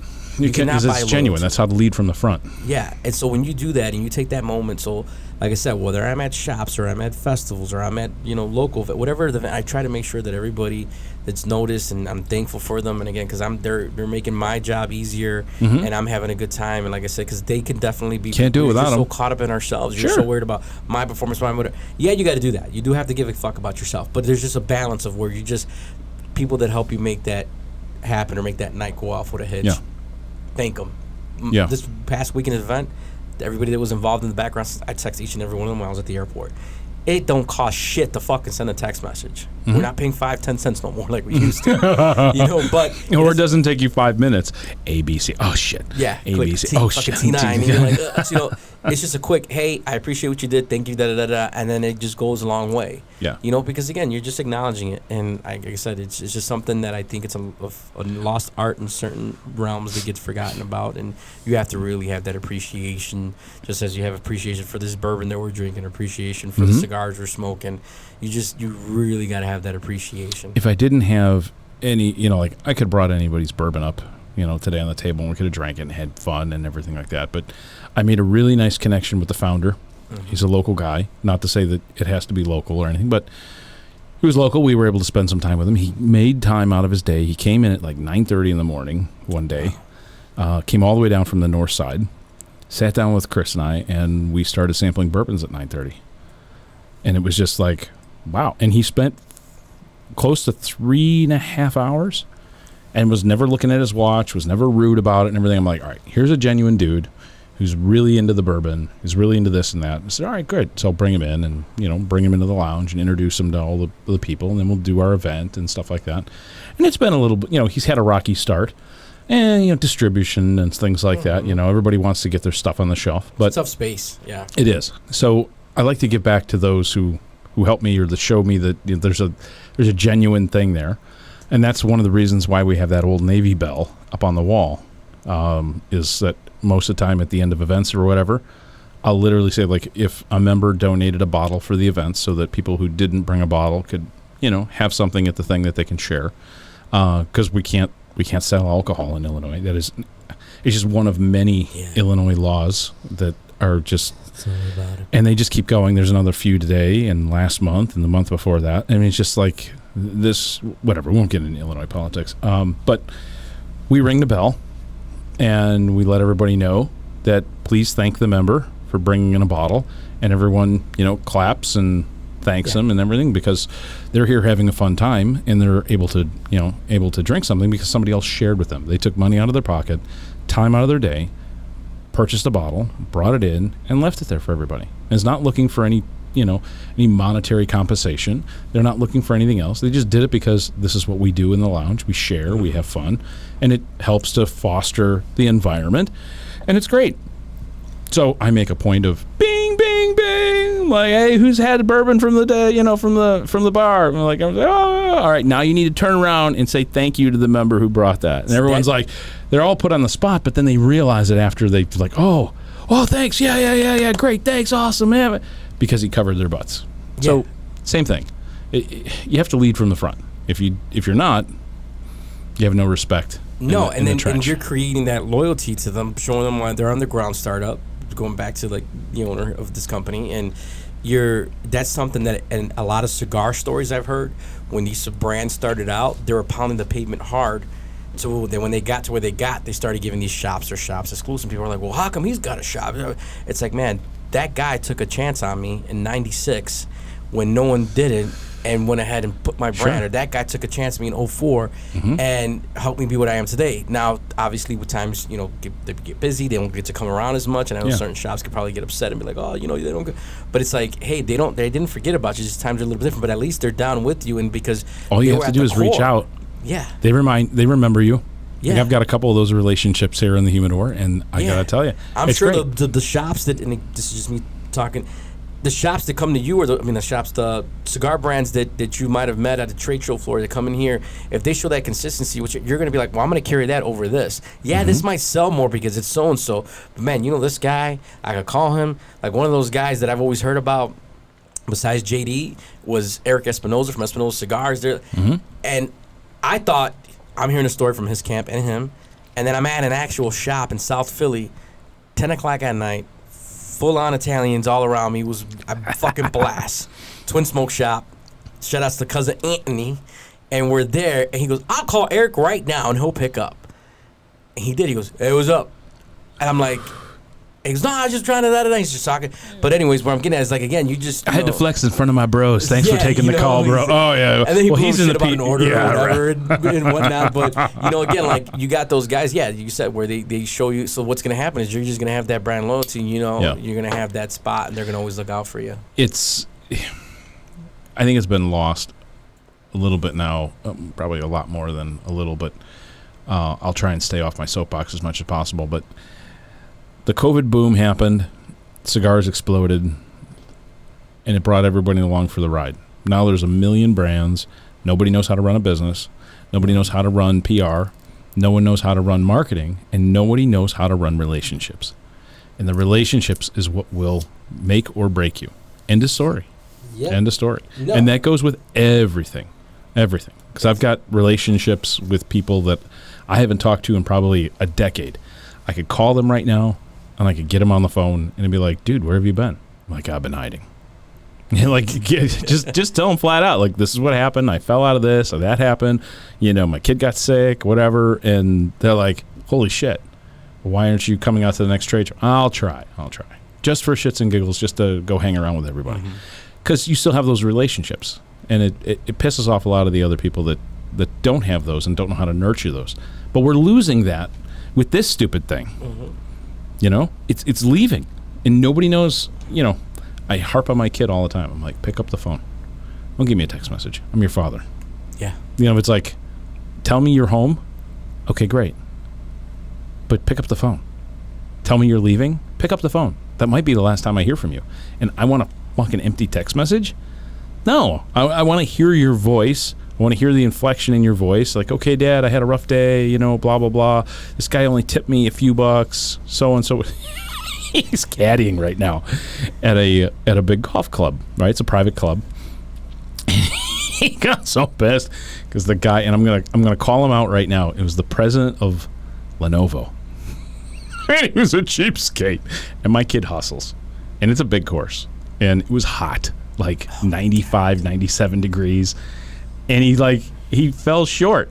And I'm like, well, that's somebody who probably got their job son through nepotism. So don't read into it. You're always going to have that dude out there that's just he doesn't know where he's at. He doesn't know how the game is played. He doesn't know how to be respectful. There's a young kid. You don't just brush him by. Like, I've never done that. Like, no. I grew up digging ditches, and it was my dad's company. So I digged them deeper, longer, faster, for less pay, because that's how that works. You can't be the prima donna. No, these guys won't work for my dad. And it was just you have to have some humility when you grow up. And this phone is taking everything away with the social media, I think, to get on the soapbox for a moment and say, look, it's great somebody's flexing, they got a Ferrari, or they got a Lambo, or they got all this money, or they're traveling. You are not, you are not entitled to that just because you came out of school. It's great. You made it through 4 years of bullshit. That's great, because college is bullshit. For most part, and that's something that... It's high school 2.0. That's something that my wife and I still raise and do things old school with my kids with a little bit of lenience. Not too rough as my parents, or my father in particular, but I still find that fine line where I got my own way. I can't be as hard as my dad. I'd wind up in jail. Sure. Like, sometimes it comes out of me. But, and if my wife was like my mother, oh my God. Yeah. She'd have her kids removed. It's a different era, different time. But I still take a lot of the little recipes out of that and the way that I do things with my kids. And one of the things is, like, when we talk about text messages, I go, there's an educating at first, because they don't know at first. So at first, I say, this is not a text message conversation. This is a face-to-face. You're upstairs, dude. Come to my office or come to the living room. I'll meet you halfway. That kills me. Yeah. I call for my kid, and I'm like, yo, where are you? And I'm like, seriously? Yeah.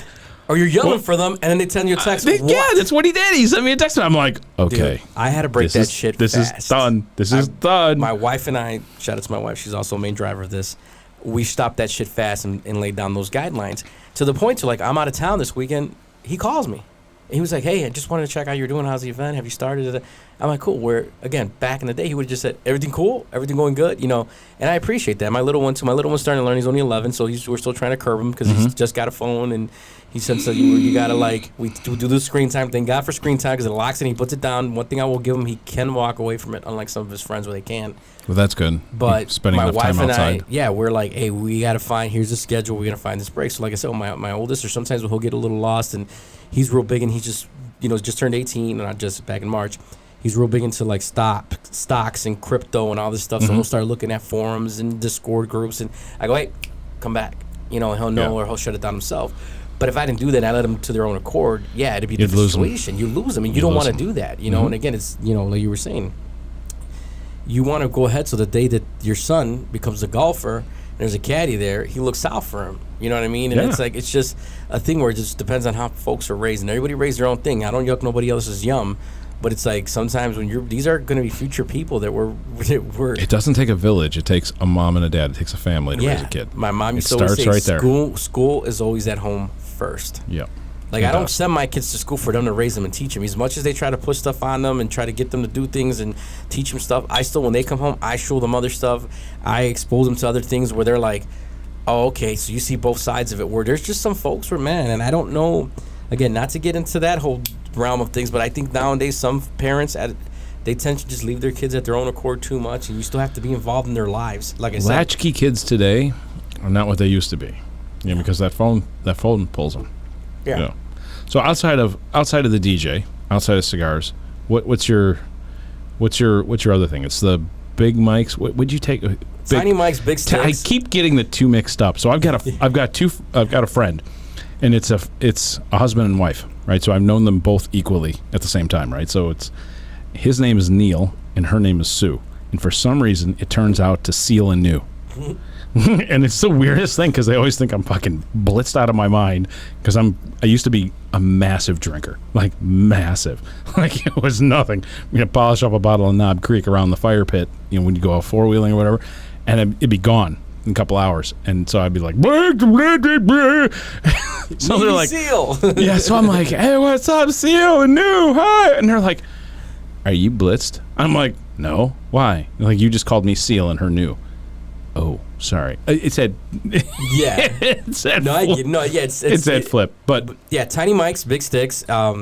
It's basically, so I used to have a podcast with my wife, which is just out of small hiatus. A lot of people ask us about that podcast. Yeah. It will be getting back in its full form. You got life, you got family, kids, the whole nine. Things get in the way. But so what I started doing is obviously. I wanted to go ahead. Like I always get. It was funny. Whether I would post a picture on Instagram or I would post a picture on Cigar Dojo's website where you can log cigars. People always ask, "And what song are you listening to? And what track are you?" I always get asked that question. So I came to the idea where I'm like, man, I says, you know what? Nowadays when people are doing their videos, they have a little tiny microphone, and I have a cigar this big, and cigars are also called sticks. So I was like, tiny mics, big sticks, and I bring you a cigar that I'm smoking. Yeah. Talk a little bit about it real quick because today's attention span. Like I would love to break down more and get real into the nuances of a cigar. I'll hit the highlights, and then I'll bring you a track, whether it's a track that's new. Or a track that's a flashback track, sure, or a track that you might have never heard of. I love the feed. I always catch it because whenever I get on Instagram, it always pops up at the top because I'm pretty active, giving you a like, and I'm like, oh, that's cool. Oh, that's great. He's still hitting it. It's just, and it's just something I do. And it could be situational based. Or there's certain cigars that I light up. There might remind me of a song, or if there's a certain mood that day. And like I said, I listen to so much stuff when I put my Apple. Random rotation, there's so much stuff that comes on there that's different, and I just don't listen to one solid thing, as I shared before. So for me to go ahead and do that and to share with folks, and I get comments, and I get a lot of DMs. And they're like, oh man, that song you picked it, and I remember, oh man, I'm gonna download it right now. Are they trying to slide into your DMs? They slide in the DMs, but in a proper way. What the fuck is it? Yeah, I'm gonna slide into your DMs. They slide in. Where does that shit come from? Dude, yeah, that is hilarious. I say it to my kids. Like I'll catch their new vernacular and shit, and it's just. I don't say anything. I just let it go. And then the other day I was sitting there with my daughter. I don't know, it's something I said, honey, I don't believe you because that story's sus. And she's like, and she looks at me, she's like, really, Dad? Sus? She's like, you can't say that. I'm like, oh. I'm going to tell you one that's my favorite from this new generation is Crash Out. Now, Crash Out could be applied to many different things. Yeah. You can say, hey, I'm about to crash out. My bill didn't get paid. Hey, this guy pissed me off. I'm going to crash out. Or, oh, my God, I'm so tired. I'm going to crash out. Or, oh, my God, it's so hot outside. I'm about to crash out. That's basically, it's just a form of you just crashing out. But they use that for so much stuff. Yeah. Or if you see someone losing their shit, they're like, man, that's a crash out. So I tend to use that when my kids didn't catch them. And they're just like, I'll say something. I'm like, if this trash doesn't get tossed out, I'm about to crash out. They're like, oh, you can't use that. Yeah. The other one is glazing. Oh, glazing, yeah. I hear my kids My say son said that to me the other day. He's like, Dad, you got to stop the glaze. And I'm like, is that what I think you're saying? And he's like, it's like Beavis and Butthead, I'm like, really? It's funny how those, and it's the same stuff that we had, the language that we said. I know. It's just a new thing, Because it was either you're on my nuts, was like glazing, like, man, get off my nuts, or damn, you're sweating him. Like, sweating was a bit like, man, they're sweating me, now it's glazing. Oh, they're glazing you, and aura, and all these other stuff. So, yeah, I go ahead and, it is fun and entertaining. It is. Raising kids today, if you pay attention, it's fun and entertaining. It's hilarious. But when I get these messages on the DMs, it's always someone reminiscing about the song, or someone asking me, like, oh my God, I listened to that song, then, you put me on, thank you. Or the cigar itself. They'll say, man, you know what? I thought about smoking that cigar, and you smoked it. Now I want to go try it and go find it. I'm like, yeah. And that's one thing I'll do. I've never, ever, ever been paid to promote a cigar. Never been given a cigar with the notion of, I'm going to say the best things. If it's bad, it's bad. If it's good, it's good. I'm grateful. It's all personal. It's all personal preference. Yeah, like I said, I'm grateful that 99% of the stuff that I get, I like. I do thoroughly enjoy. So I want to share that. Like, I laugh at my wife because my wife goes, well, you are an influencer. I go, I'm not an influencer. I like sharing my experiences because I'm not here for the big who wouldn't like multi-million dollars? I'm not going to say I won't. But I'm not here doing it for that. I want to share my experience with you. So then you could go ahead and say, like, oh, man, how did, when I shared that experience with you, you saw that, whether it was that bourbon, whether it was that cigar, like, I'm sharing that experience with you, and then you're seeing that experience that I had, that you might be like, fuck, man, you look real happy having that experience. Let me see if I can replicate that and try the same thing. So, yeah, I get messages about it, and it's been a great show, and it's been a lot of great, good feedback from people. So. That's cool. That's really cool.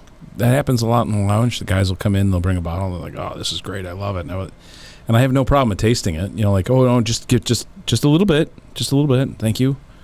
And I taste it, and I have no problem telling them, like, oh, that's interesting. Yeah, that's not my game. That's why I had you pour me just a little bit, because I feel bad about you pouring me 2 fingers, and I'm like, let's just ease into this, because we all have our different palates. And they're like, oh, well, why? What do you like better? And I'm like, well, I like this, or I like this about this and that about that. And if you take the two and blend them together, now you're starting to cook. Yeah. And that's been one of those things where everybody, once they understand that it's approachable, like, hey, we've all got our own palate, and we've got our own outlook on what we want to chase and why. Mm-hmm. Then they go, oh, okay. So I don't really and you can see the wheels turning, right? They go, okay, I don't really need to chase what everyone's chasing. Is that cool? Because they walk in and they see the lounge, they see me, they see Chris and Drew, and they go like, oh, so I don't really have to chase everything that everyone else is chasing. And I said, no, like if you don't like it, you can appreciate it because it's quite a bit of money or not, but put it off to the side, and you might find something else that'll blend better with that, and you can make your own, and it's fun. I watch that all the time. So guys will pick up on your cigars or your track, and they'll be like, "Oh, that's great. That hit was great, or that section, the chorus was great, but the rest of the song I could really live without. It just didn't hit." Now tell me this. It's a question I got for you. Like, have you ever been approached by somebody, whether it's to try a spirit or a cigar, and they told you, quote it, "This is going to knock your socks off," and has it knocked your socks off? Well, the only thing I can say to you is I don't wear socks.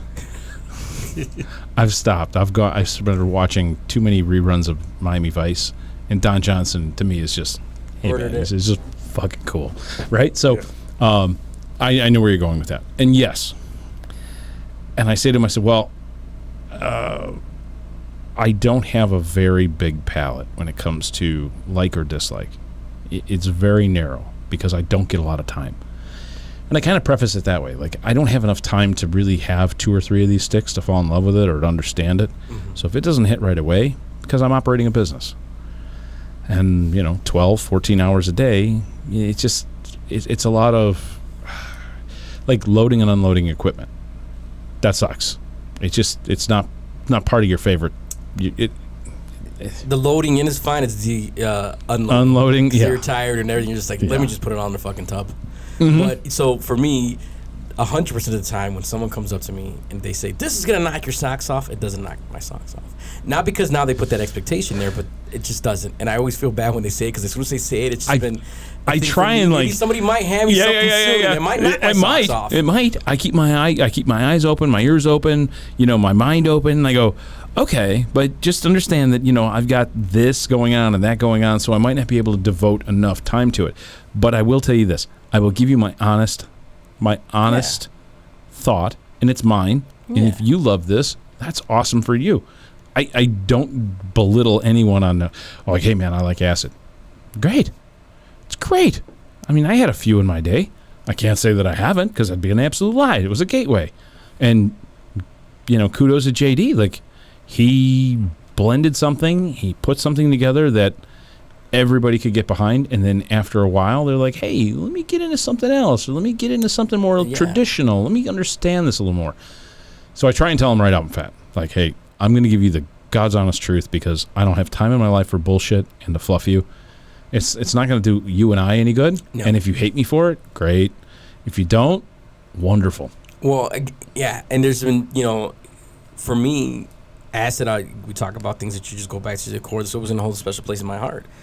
Do I smoke it as often as I used to? No. Nah, I barely ever touch it. But like this weekend, there was a brand new release of the Acid Long Legs. I blew through a half a box of those. They're just great. But yeah, they're great smoke. But again, like I said, it's a different. I owe you one. I should have brought you when you say at least try. But again, like, and then right off the bat, that's all right. Something one of the groups. I can't smoke it because I can't get past the. First off, I didn't say it. My caption didn't say leave your thoughts and comments below. Now, I know it's subjective when you're putting something on social media. You left comments on, didn't you? Yeah. So, all right, so you're asking for it. Slippery slope. They're going to crash out on me with their sus comments. Yeah. So, like I look they're going to anti-glaze you. Exactly. The reverse glaze. So for me, it's like I look back at that and I'm like, man, you took this much time to hate for what? Mm-hmm. Like, I'm not going to your pictures and saying, like, again, it's just something from that's my horrible. Your your lighting's backwards. Yeah. You've got syntax errors in your post. They're like, hey, that doesn't make any sense. Like, you've got a double negative. Like, relax. Yeah, it's just like, hey, I just want to enjoy. So for me, that brand, for as much as it gets positivity and flack, it's just I always tell folks, I'm like, if it wasn't for that brand, you wouldn't have that many cigar smokers. Because honestly, if I was to have a novice smoker come up to me right now and I handed them this Dirty Rat, they might have a hell of a fucking experience the way they don't like it, and then what's going to happen? They won't revisit cigars again. They're going to be like, nah, that's not my thing. I'll go vape. Ugh. Or they'll go do something else. So it's like, if I say, here, try this, and I with the notions of it's going to be a little sweeter to get you used, it's not going to hit you as hard. Right. And then now you got guys that come up to me that I remember, because I'm very gracious with my cigars when I meet up with buddies and buddies' friends. Then now they'll message me like, man, I'm like, 2 months ago they were smoking a cold infusion, excuse me, and now they're walking up to me and they're like, oh, dude, I tried a T52. Oh my God, T52, bro, but I woke up in my stomach. I go, well, did you eat an empty stomach? Well, yeah, you shouldn't have done that. But now you're learning, and now you're having that appreciation for it. So exactly. Yeah, it's all about a pattern of just going and learning for that and going through it, and you'll get it eventually. Yeah. And some do, some don't. The other thing with the acids is I get the question all the time in the lounge. They're like, oh, well, there's a lot of lounges that won't let me smoke that. I'm like, why? I mean, like, I can understand. You get 20 people in a lounge smoking acids. It can be overpowering, right, to the guys that are purists, and they turn their nose up at it and everything. Yeah, well, there's a whole lot of other things that go along with that, but we won't touch it. But for the most part, it's like, well, we're private, right? So if they're coming in on a guest pass or something, it's pretty simple. And you got a great system here that blows it out where it's not lingering. At least I haven't been in that atmosphere unless it does or it doesn't. But I don't think it does. That's the filtration. So we spent a lot of time with understanding filtration before we did it, so that we can get rid of the smell. If you're never going to get rid of the smell completely, because this right here, all that smoke, that's actually particles, and they will settle, and you have to dust the environment constantly. Which my biggest complaint to guys with lounges is like, you ever heard of this thing called a fucking Swiffer? It's on a stick. It literally takes you 20 minutes, and your lounge is this big. Mine's this big. It takes me an hour to dust. It'll take you 10 minutes, 15 minutes. Like, you owe it to your customer just to knock off the dead smell in the room. But that's me on my soapbox again. But people will ask me, and I'm like, no, you can smoke that here. And they're like, wow, that's really nice of you. I said, well, why? Why would you say that? Oh, we've been in lounges where we can buy them, but we can't smoke them in there.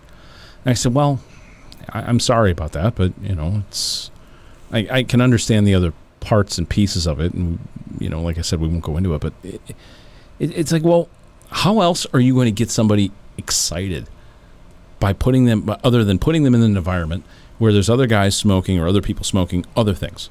Yeah. Like my wife only started smoking cigars because of me, and she saw a couple of the other wives smoking a cigar with their husband, and she's like, well, I want to do that.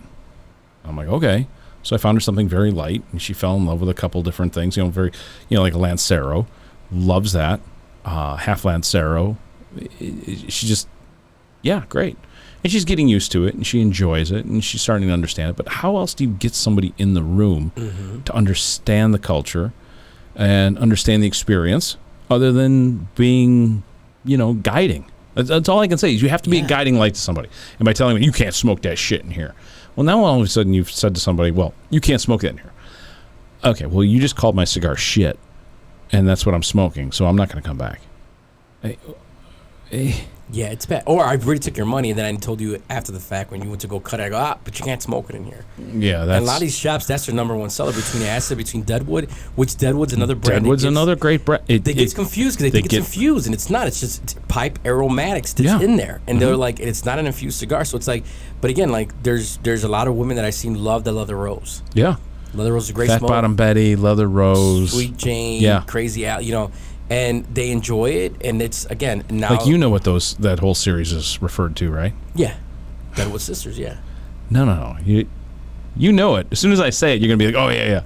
The Yummy Bitches. Oh, that's what they used to be called. And then until everyone's like, all right, changes or whatever, start, but yeah, lay off on the Yummy Bitches. Yeah, that's what, the Yummy Bitches. Yeah, but I feel that once you tell somebody, like, this whole thing, this is kind of referred to in the underground as the Yummy Bitches. And all the girls and everything, they're like, oh, that's fucking great, I love it. And it's just kind of like, be real about it. Like, I went through this with another brand, and they have a very distinctive flavor in this cigar. And we're not going to say... I'm not going to say what it is, but I smoked it. I did not like it the first time. It was a great cigar, great construction, beautiful wrapper, beautiful label, beautiful brand, the whole 9 yards. I just didn't like it. But it put me back on my heels, and I said, like, well, wait a minute. Why didn't I like it? What? I smoked the whole thing. Like, so there must have been something there that I liked. So I took a second and... like what we were talking in the beginning, right?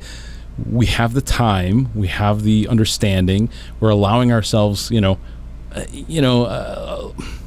little bit of uninterrupted dedication to something. And then I'm like, wait a minute, I really did like that, but then I hated it. And then I liked it, and I hated it.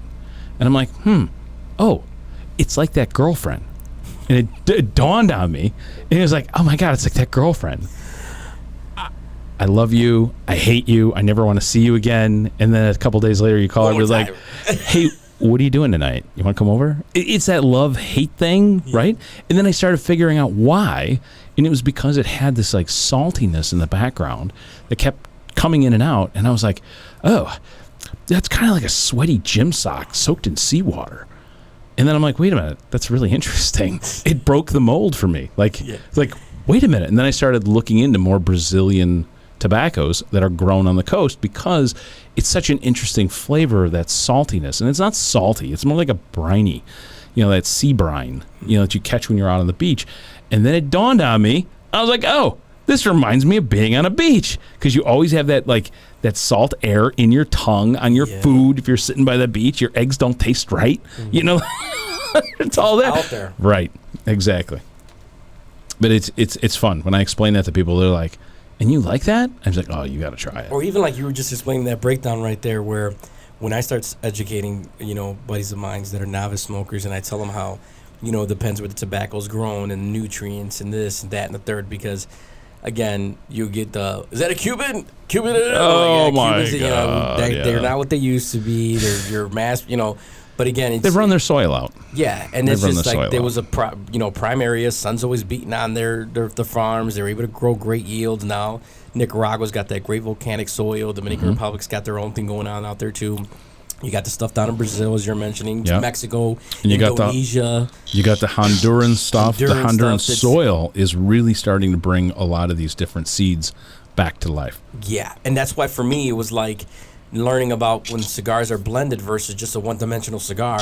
You know, you go ahead and it's like it's cool to have a blend and have a variety versus the same binder, same filler, same wrapper. Yeah. And it's just a one-dimensional cigar. Now you're able to, you know, as I was talking with Willie, he says when he's blending, it's like mixing colors. You know, you got this color that goes with that and makes this color. You know, Yeah. and it's so cool because it gives off this different stuff. For hell, even the stuff that John Foster's doing out in Connecticut, who I'll see soon at his farm. His farm is one of the biggest farms that provides tobacco for a lot of brands, such as Drew Estate and a few others. And his seeding and his process and his hybrid, like what you could do with agriculture, is so fucking insane. To give you these different flavors and to give you these different profiles that you're just like, oh my god, because it's not always. It's not just a seed. No, and I've never been the smoker that sometimes right off the bat I could tell you certain notes unless they just hit a certain way. Obviously, I could always pick up pepper because pepper just gives you that little like Yeah. burning. I your can lip. always. Someone takes a wrapper off of a Fuente. I got it. And Yeah. It's like, okay, there's that Fuente Cameroon. I got it. Yeah. It's like, it's probably a Fuente. Yeah. And everyone's like, oh, how did you do that? I'm like, well, after smoking enough, you know, there's a certain profile. But guys fall into that, and that's their core. And it's like McDonald's. Like, you can get a McDonald's cheeseburger in Alabama and get another one in Montana, and they're the same cheeseburger. Now, whether or not they're ground with human meat from Detroit, who cares? But Well, and it also depends because like, did you see that? Yeah, so you get that as fucking gross. But yeah, and recently, so it was funny because recently while in Puerto Rico, Chick-fil-A and Wingstops are popping up all over the place. Really? Chick-fil-A. So we stopped at a Chick-fil-A. I have not been to Puerto Rico since I was 15 or 16. Oh my that God, was the you- last time I was there. You got to get out there. It's so same with me. And then it I was, don't want to say this in a derogatory way. Has it cleaned up? Yeah. Okay. I mean, you All still right. have if you're in your really mountainy areas that unfortunately haven't recovered from the hurricane fully due to just the areas. No, that I they're don't at. mean about that, but Yeah. Puerto Rico back when I was a kid was sketchy as shit. So now, for me, I'm like, man, these are full-on expressways. I'm a gringo, so I stand out like a sore thumb. No. You don't. Not even if you go there, yeah. It's just that's Okay. what I'm saying. It's even for me now. It's like to see the Walmart because it was all small mom and pop restaurants yeah. and shops. So to see the big top retailers and top food chains out there, it's crazy to see in that Yeah. sense. But when you get about 30 minutes outside of San Juan, you still Yeah. catch a couple of those here and there. Don't get Okay. me wrong. But you'll catch a place like where we were staying at called Aquí Me Quedo, which means here I stay. A little shack. Where was it? It was in Guanabo. So Where's that Guanabo at? is just south of San Juan near Caguas. So you're just Okay. kind of coming down the middle kind of Right, yeah. So we're going up the mountain and where we were staying at the Airbnb and Aquí Me Quedo, lovely staff. You walk $1.25 beers. And then the kitchen. Were they the small beers? No, they were decent. I mean, they had the small latas with the cans. I mean, they had the big Coronas. They had everything. Okay. Because So- what I remember from Puerto Rico, not to cut you off, but excuse me. Oh my God, that's horrible. I'm so sorry. Burped into the mic. And it bounced back. Nobody liked the Puerto Ricans hate when their beer gets warm, so all the beers were smaller, so they could stay cool while they're drinking them. Yeah, and they then still they have those size stand, a little 16 whatever, like and the like Medalla. 8 ounces or something, Yeah. 6 ounces or something. They still have those because I got a Okay. couple medallas that were like that. But for $1.25, and they had a little kitchen that was frying up some pork, frying up some platanos, like where small little kitchen. We ate there so much. But what I was saying was to go back to the Chick-fil-A thing. Like the Chick-fil-A tasted different there. Obviously, again, it looked great. It looked still It wasn't tasted bad. different. Was it chicken from there? Do you think? Yeah, that's what I'm saying. I think so. It's just the different. different has that thing tuned in for whatever they do, and they're Yeah. distributing. Well, they're the shipping that stuff recipe, in. and Maybe they're shipping it in. Yeah, maybe Chick-fil-A is not doing that. Yeah, so they're doing some stuff that's still shipped in. You could kind of tell, but the chicken was still good. It wasn't bad. Don't get me wrong. It was real busy. Yeah. And it wasn't bad, but you could just tell it was just slightly semi-different than what we would have it here. I don't know. It's I don't think I because- could do it. We Like did my it wife, once. my wife does that kind of stuff, and it drives me nuts. No, like we were with the kids. We stopped. We're like, let's stop real quick. Let's get it and whatever. But that's what I was saying. Otherwise, we were eating locally, and locally the food is so much better. yeah, it's way better. Yeah, and it was so good to see some of those places when you go up into the mountains like that Mm-hmm. and you're able to enjoy the food. But no, like I said, for me, it's like driving through the streets and everything. It was like, I remember being there when it was really rural. Even if you were in a main town, it still was rural. Streets were kind of like, it's an island, and it was so crazy to see. And now to go back there now as an adult, So when you go there, you're gonna definitely be in a culture shock where you're like, oh shit. Like for me, I love old San Juan. New San Juan has more of the. If I blindfolded you and dropped you there, you would think you're in South Beach, Miami, just because of all the bars and everybody's got the shot necklaces. Come take a shot. It's like that atmosphere of partying. Okay, yeah. But then when you leave that area and you go down, you just get a different essence of the island and the people. Well, everything changes. Everything progresses, and things start. Americans start to come in, different They have groups their come areas in. where you could tell like trash control still an issue for them or whatever. Yeah. That happens on every island. Yeah, I mean it happens in New York. Yeah. When you go to New York. It's just, yeah. We won't even go there. Yeah, That sucks. but New York no, as a whole. If you get a chance, If you think Chicago's a whole, you should go to New York. for real. But if you get a chance, And they hate us. oh, yeah. They hate us. They hate everybody. Right. So when I was in Pittsburgh, I didn't understand when I went to school there. I didn't understand why there was such a hatred. But Chicago and Pittsburgh started at the same time on the same train line. Right? Oh. Chicago blossomed and prospered and kept going, and Pittsburgh didn't. Now, not because of the Yinzers, but that's what everybody calls each other. They're Yinzers, right? Because how Yins doing, right? So if you ever meet Danny from Crowned Heads, he's a Yinzer. I think I met him before. Great kid. At any rate, so I didn't understand it, but they built Pittsburgh in a bowl, so it was landlocked, and it was all built because of steel mills. That was it. There was no forethought or anything. Otherwise, they would have gone outside of that. They'd have kept the steel mills in the bowl, and they'd have gone outside and kept building out there. But it's hard because of the hills and things like that. So they hated Chicago for some reason because of that, and it didn't really I didn't really get it. But New York, from my understanding, is they hate Chicago, and I don't understand it because we taught them how to run their sewage. We taught them how to run the rivers. We taught them how to run, their sanitary, all the other stuff. And now we're termed as flyover. It's just flyover country. And I'm like, what are you talking about? Like, you couldn't survive if it wasn't for the Chicago Meatpacking District. Yeah. Flat out. Mhm. Like, we fed the country.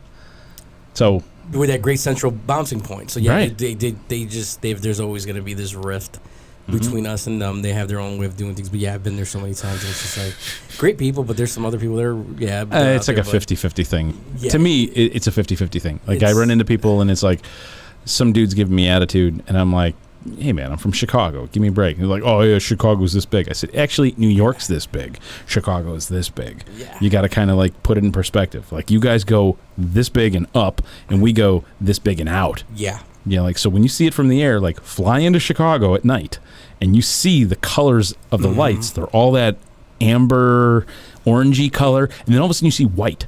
And you're like, what? And that's the border of Chicago. Because Doesn't matter how many times, and I fly a lot, that I come back and I always take a picture of our skyline. I've toured all pretty much of the United States, played overseas.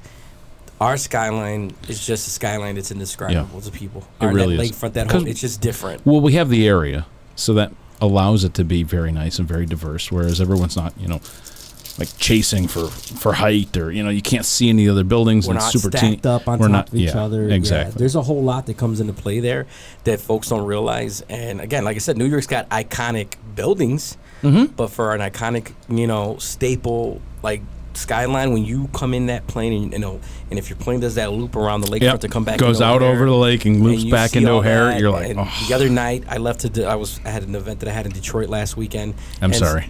And I was on a Pontiac. Although it's coming back. It Yeah. is coming. It's only taken 2 decades. Yeah, no, they are. They're doing their thing. Airport kind of sucks in my opinion, but anyways, I That'll flew be out the at last night. thing that's fixed. Hopefully, I mean that thing's just a trap. But It is. leaving at night and just being like, oh man, look at our city, and then going into theirs, like I didn't spot nothing. You could at least look out your window. You might spot, downtown Buckingham Fountain. You might spot Wrigley Field, depending on the angle where you're coming from. You might spot Comiskey or Yep. whatever they call it now. I always like trying to pick out the roads. Like, you can see this big diagonal. I'm like, oh, that's Archer. That's Archer right there. Oh, Yeah, there's. well, and I have an app. I have 2 different flight apps that I use when I'm traveling, and one of them shows you the live feed as your plane's flying, so I can see and zoom in. There's been times where I've even passed near my home, and I've sent the little picture and said, hey, I the see house, you. because our house leads kind of on a border, coming back if they're looping if we're coming from the West Coast flights Yeah. that I noticed in my flight tracker. But That's yeah, cool. It's cool to see our skylines impact. It's just one of those ones that's really awesome, and I think people forget you know, that guy that had that little show where everything's dope comes from Chicago. It is. You realize how much things came out of here, and Yeah. unfortunately, they big brands, big people, they left on to these other. No one places. understands the music scene here. There's been a lot of labels and a lot of artists that have come out of Chicago that you don't even know about. Like, But you know, my experience in the music industry, Chicago is a city of hate when it comes to music. would you like a soft flame? Hit this No? one. It was a city of hate. We couldn't figure out. Like I'm telling you, I'm with the group and we're headlining the Cleveland Music Line Festival. On the Cleveland Music Festival, we're the headliners for it. Mm-hmm. And I mean, we're from Chicago. Where's your headliner? But then you come back home and it's just so segregated. The music scene's so separate and segregated that a lot of artists go down to Atlanta, they go down to Miami, they go to California. It's they go smaller to outside of California, but Atlanta's a very small music scene. So you can break in a little bit quicker, I think. And now, they this is just me support going, theirs. you know, like looking from the outside, right? But same thing with the chef scene down in Atlanta. I remember we'd go down there for a Blade show all the time. And there was when we get done, I'm like, I don't want to go eat with everybody else and everything like that. I want to see what Atlanta has. And being kind of, I don't want to say a foodie, because that's not right. Yeah. Because I think foodie has got a different term now. It's just like how many pics you can grab on Instagram and you know where you've been and how many other people have been there too, and you can put it on your thing and chalk it up, like whatever. So I got us into this group of people one night, and I'm like, hey, where do the chefs go to eat when the restaurants knock off? Because they're hungry. And they're like, oh, there's this really cool place, and I don't even know if it's there anymore. It might still be. It was called Octopus Bar, and it was a restaurant that would close down at a certain point, and then they'd keep the kitchen open, and other guys would come in and rotate their own menu. And an itty bitty little bar, and it had this like octopus painted in like black light and stuff, and it was a super teeny little bar. And I fell in love with something. It's called a Corpse Survivor. This cocktail. It's champagne and absinthe and a couple other things, but they had their own twist on it, and I freaking fell in love with it because it was absolutely to die for. I must have pounded down, I don't know, 4, 5, 6 of these things. They introduced me to, and I kind of heard stories about this, right? Their big thing is Octopus Bar. They've always got grilled octopus on the menu, on the appetizer menu. And it's a really teeny menu. It's whatever these chefs want to put together. And it's, when you're sitting there, it's with all these industry dudes and their girlfriends and DJs and everybody that's like out of the nightlife now. It starts at like, I don't know, midnight, 1 o'clock. And if you don't know where it's at, you drive right past it 100 times because it's actually inside of a restaurant. But they built this extra little pod off the backside, so you can't get into the restaurant. You have to go around the side and get in that way. I got in there, and it was the most awesome octopus. You can cut it with a fork, just like chunk. And then I started asking the guy, I'm like, "Hey, who came up with this?" The bartender, I'm like, hey, "Who came up with this?" And she's like, "Oh, that guy right over there." So I called him over, and I'm like, "Hey, can I ask you a couple questions about this? Because this is really kind of like odd to me. Like I'm used to rubbery, hard octopus that's grilled." And he starts laughing. He goes, "Yeah, well, I spent a couple summers in Greece, and they cook their octopus a little differently." And I'm like, "Okay, fill me in." And it's boiled for like an hour. Wow. And my father-in-law is Sicilian, so he's got a restaurant, and he does this thing, right? And I started talking to Vito, and I'm like, "Look, there's another way to cook octopus that's super tender and super, but you got to boil it for like an hour." And he's like, "What? No." I'm like, "Yeah, you boil it, and then you shock it, and then you put it on the grill. And you braise it with whatever you want to do, and it just comes out like super tender and fork tender." And he's like, "Whoa!" So we tried it, and he just kind of looked at me. He's like, and I'm like, "Well, that's how the Greeks do it." And then as soon as I said that, oh my God, you'd think I'd started the Puerto Rican Mexican feud. You know what I'm talking about? Growing up in Puerto Rico when I was a kid, from like 10 years old up until 16, 17, 18, it was like, you understood the feud, right? Yeah. But this was the feud between the Sicilians and the Greeks, and it was just like, it was wild. So there are really cool spots like that if you take some time and like peel back. And there's a whole lot of things that came out of that. It was really kind of an interesting thing. And I don't even know why I even started talking about that. So, well, no, so when you're going to those places, and you have to help me out. I've got a little bit of a... You and me both. When you go to those places like that, again, going to these different cities and having these different Chicago, Atlanta, smaller, like those places, you find those little hidden gems like that behind the scenes that you don't. They're in Chicago too. They're all over the place. It's just harder because it's so freaking big here. It is. And like I said, here, when we talk about like we were saying about the music scene, like I can't give this up. I'm sorry. No, neither could I. I didn't I want to want to break up my poker. You could. I'm gonna end up burning my face. Watch. I'll tell you, it's a Dirty Rat's my favorite. But the thing is like I said, in my experience in the music industry, when I hopped in 03 all the way to 2012, in the local scene here, it was just a lot of it was like the city of hate, or they didn't really support you just. And it still is like that in different forms and different stuff that you and I've talked about stuff offline, where it's like if you're not, it's just real cliquey. Yeah. So let me take that back. I don't want to use the word say hate, but it's just real cliquey. So if you're in your clique, they got you, but they don't have nobody else. But and we're then you go to other places. But like New they York, love you. we're a city of neighborhoods. How many neighborhoods do But we have? still, if you're New York, oh shit, it's to the that's New York. We got you. We got your back. Like I said, Atlanta, we got you. Got your back. LA, you got. We got like you're part of us. And here it's like, well, you're from over there. I mean, No.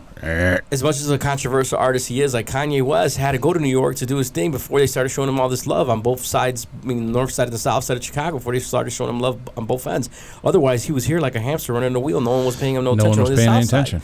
So it's just like one of those things. Now that you're big, now they want to love you here. Now they're like, oh, that's our guy. But you weren't there in the beginning. And I used to see a lot of that in music. And like I Yeah. said, we would get our numbers at the time before analytics and music, really, besides your Billboard numbers and stuff like that. But from an online perspective, before all that, like we were just seeing, like we would do online orders, and the CDs that would come in, orders that would come in for CDs and merchandise, where I'd say about a good 95 to 96% out of state. And Really? that's why when we would do shows, we were getting all these bookings, going to these different, and they were just buying up our merch, buying up our stuff, buying. I would do my own little mixtapes. They would buy it. They had that love. And here I'm schlepping stuff. South side's not really messing with my mixes. North side loves my mixes. Okay, I got a couple on the south side, but they're not really gelling because they got their Right. own guy. It's just too cliquey. We're just a real cliquey town that just like, if you're within that group, they got you. But when you blow up, then they have you. But otherwise, they won't. It's the same thing with the cigar scene here. Oh yeah, that's what I'm saying. Yeah, it's real cliquey. It's extremely clicky. I get asked I all don't the get time it. about these events and this stuff. Like, are you doing this? I'm like, I don't. Not that I don't gel with them. I'd love to, but they're just doing their thing. They're in their box, and I'm Yeah. in mine. And I've reached out. I've done my, Yeah. and I got the cold shoulder, and it's like, okay, I and know what you I'm know not what? like. I'll take the love out of state 20 times over than I get back at home. I mean, I don't mind it. Like I said, Yeah. I don't stress about it. There was a time in my career where I would stress about it and be like, man, how come I own? And I'm like, you know what? Like, I think don't overlook what's already in front of you. It was the same thing in the knife industry. Like Chicago's not a knife area. Illinois is not, an outdoors type, community or society or area. It's not outdoorsy. It's doubles, double beef and sausage combo. That's what it is, right? So, but it's so weird because when we'd be out someplace or whatever, and somebody say like, "Oh, you're from Chicago? What? I'm not going to buy your knife." I was like, "What? I'm in Atlanta. Like, I'm in Utah. I'm in Washington. I'm in whatchamacallit, Virginia. I'm all over the place." And they're like, "What? You're from Chicago? Oh, you can't possibly be making that knife. No way, I don't want to buy it. You're like a communist or something." And I'm like, "You're in Virginia. You're gonna really pass judgment on me? Like you're in, upstate New York. Like you're gonna pass judgment on me? I'm like, wait a minute, pal." But even here, like we'd be at shows and everybody, guys would be like, "Oh yeah, this Benchmade and this guy and that guy," and I'm like, okay, I took more awards than they did, right? Like, I mean, just look at the fit and finish. Look at the knife. Like, my heart is everywhere else. It just happens to be that I'm straddled here in Chicago. I can't move, so I'm going to build my knives here. And guys, every once in a while, they pop in and they see one of the knives in the case or whatever, and like when we first opened, and they're like, "Oh my God, how did you get this?" And they have no idea who I am, right? And they're like, "How did you get this? What, is this really for sale?" I'm like, "Yeah, it's for sale." And they're like, "Well, how did you get your hands on that?" And I'm like, "It was made here." Like, "What do you mean it's made here?" It's like, "Made in Chicago." Like, "What? No way, no." And then they start doing some back talk, and they're like, "You're him? Oh my God." I'm like, it is so clicky. Like, you could literally be talking to a knife expert. Like, I'm just picking this one out because it's relevant in the forepart of my old brain. But it's like, I'm like, "Yeah, bro, I've been here since fucking like 2006. Where have you been?" And they're like, "I had no idea." I'm like, okay. That's how clicky it is. Like, how weird. Even in the knife community in Chicago, how teeny it is, right? Guys will just hate on you. I'm like, I'm not your competition. don't We're get both it. selling knives all over the country and the world. Like, Yeah. I'm not your competition. What are you doing? Why are you going to be like this? In the music scene, same way from what I'm hearing from you, Yep. same thing. Same It's like, cigar scene, same thing. You know what I mean? And it's just one of those things where I don't have that energy to do that. But again, I'm not going to put the energy to change your mind. it's not You know, worth it. It's just not worth it. I'm just so Not caught up in worth so it. much other Just stuff. put a that I smile don't on your need face it. and be like, Yeah. hey, man, cool meeting you. Nice, yeah, That's what move I'm along. saying. Like I get asked to, like I was recently asked from someone that came out to a show. That was like, "Oh man, I got a cousin out there. We got to do something together." Blah blah blah. And of course, you get a lot of gaslighting. And I'm just like, yeah. I'm like, here I am, but I'm just not. Again, I learned over the years to place my energy and my time where it matters, and I can't scatter it no more. You know, now at 40 years old, the one thing I can't buy back, you can't buy fucking time. Tone. Nope. You Can't can't. So do it's it. like you have to make sure it's strategic. You have to make sure that it's right. I mean, between what I do for a 9 to 5, between DJing, between family, between my novice of You're pulled in bunkhead 100 different golfing, directions. like I'm pulled in 100 directions where I want to make sure that my time's going to go where it's going You to into golf? matter. Yeah. You enjoy golf? I enjoy golf, and I'm still almost 2 years in, still learning everything. Hit my first full course recently. I Yeah. was real scared because again, I was just doing my thing by myself, going to the range every Sundays in the morning, 8:00 in the morning. I'll just go to the range, hit balls, smoke a cigar, drink my Oh, coffee. dude, let's go play some golf. We have to. Yeah, let's go play some golf. I'm 100% down. Awesome. Yeah, because I'm getting into it. I'm doing my I'll thing. literally close the lounge. And- It's not because I'm a big golfer. It's because I want to get out of here every once in a while. Like, No, I well- put on 25 pounds drinking bourbon with everybody. do it. And I'm like, oh, I got to Well, stop. for me, a lot of guys in my realm and friends of mine, they're not really into it, and now they're seeing me into. Now they're asking me questions. So they're Oh. like, "Hey, mind if I tag along?" My younger brother, he recently tagged along, and he's like, "Fuck, this is a lot of fun." Oh, but it's you don't want- frustrating, you- but you have fun. You And don't want to go golfing with me. Well, don't- maybe you do. No. You are going to go golfing with me because my cart usually has this huge Bluetooth fucking radio in it. Let's go. And my bag has got two big things of either Manhattans or Old Fashions. Yeah. And it's just like our Manhattan that we've mixed here drinks like iced tea. And I'll go out with a bunch of guys, and they're like, oh, yeah, I'll have another one. And all of a sudden, by the fourth hole, they're like, holy, I can't see the ball. What's going on? I'm like, dude, that's awesome. So I went recently, and a buddy of mine who owns a company, he had an outing that they had part sponsor with, so we hit the golf course out in Orland Park, and it was my first time doing a full course, and yeah, going back to you talk. I go, man, it's 8:00 in the morning. These guys are already getting in this bag. I text my wife. I'm like, it's not even 9 o'clock. I got a fucking buzz. Thank God there's these food stations to eat. I go, these guys are just on a fucking different level, But I enjoyed myself, and by noon I brought the buzz down, and by 4:00 I started to come up again. back, And by got back. 5, Oh, I yeah. was done, and Yeah. we were having. And then you go back to the clubhouse and you spend another hour there. Yeah, we went. They had a buffet Yeah. dinner, so we ate. I left out of there. I was definitely heat exhausted, but I had a great time. And Yeah. I said, I want to try to do it more. So again, that's another thing where I'm going to put time into. If I'm going to invest in a date, like I want to invest in a good time. So a lot of my buddies, like I said, they're seeing me now, and now they're like, oh man, I got to try. Maybe. Well, I go to Top Golf. I go, yeah. Everybody starts everywhere. I says, I just go to a local range. When I just go hit to Top balls. Golf out in Aurora, I usually have to pack a submachine gun. I was gonna say, did you make sure you don't leave it in the driver's seat or in your dashboard, right? Oh, fuck no, dude. That's just on me. I don't know what's going on. It's in my golf bag. Everyone's like, wow, that's a funny club cover. Yeah, it's I called was- a suppressor. I was out of state. Yeah.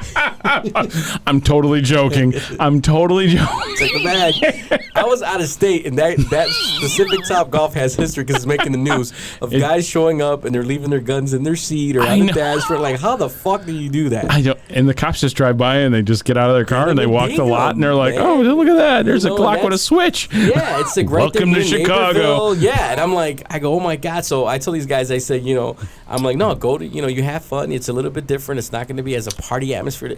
To me, Top Golf's good if you want to go with the family. You want to go with the wife, kids. You want to fuck around and you want to eat dinner. Mm-hmm. But if you want to look serious and start working on your game, go to the range at a golf course or go to a golf course. So yeah, I'm still getting my feet under me. Like I said, 2 years in of going with it. Last year I took some courses at Golf Tech to kind of, when I get into something, I want to learn the ins and outs. So I ponied up a pretty good penny to go to Golf Tech to kind of learn certain mechanics and certain stuff, just to kind of get the gist of it. So I kind of know. It's all it more, muscle. but- It's all muscle memory. Yeah. If you start at a good spot, with good instruction, and you build the, okay, Yeah. this is why this is happening, this is why this is happening, you can fix it yourself.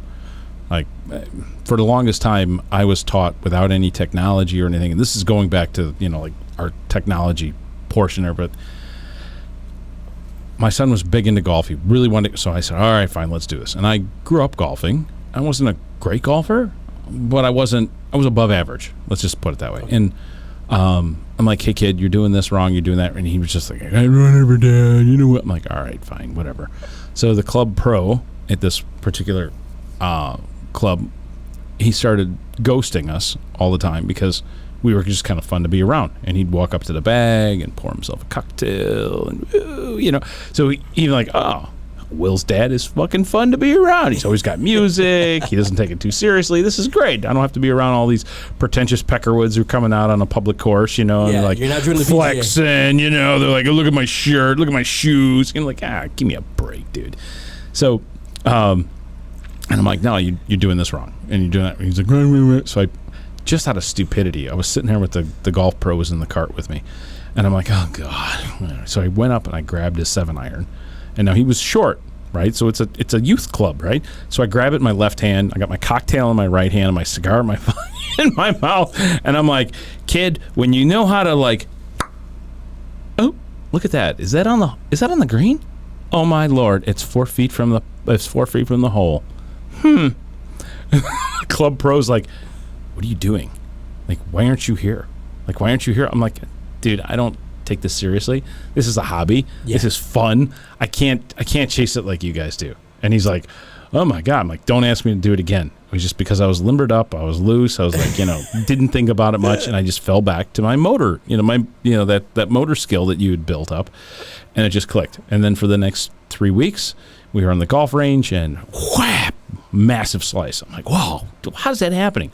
My shaft has got to be too soft. This has got to be wrong. That's got to be wrong. It's the club. It's the face. It's the ball. And then I went to a golf simulator, and we were looking at to bring in the lounge. Excuse me. And they had this overhead camera and the other side, and the guy's like, okay, give me a swing. So I gave him a couple swings, and he's like, okay. And I'm watching the video footage, and I'm like, oh, that's what I'm doing wrong. Oh, what? I was swinging up over the top of my head too much and not back enough.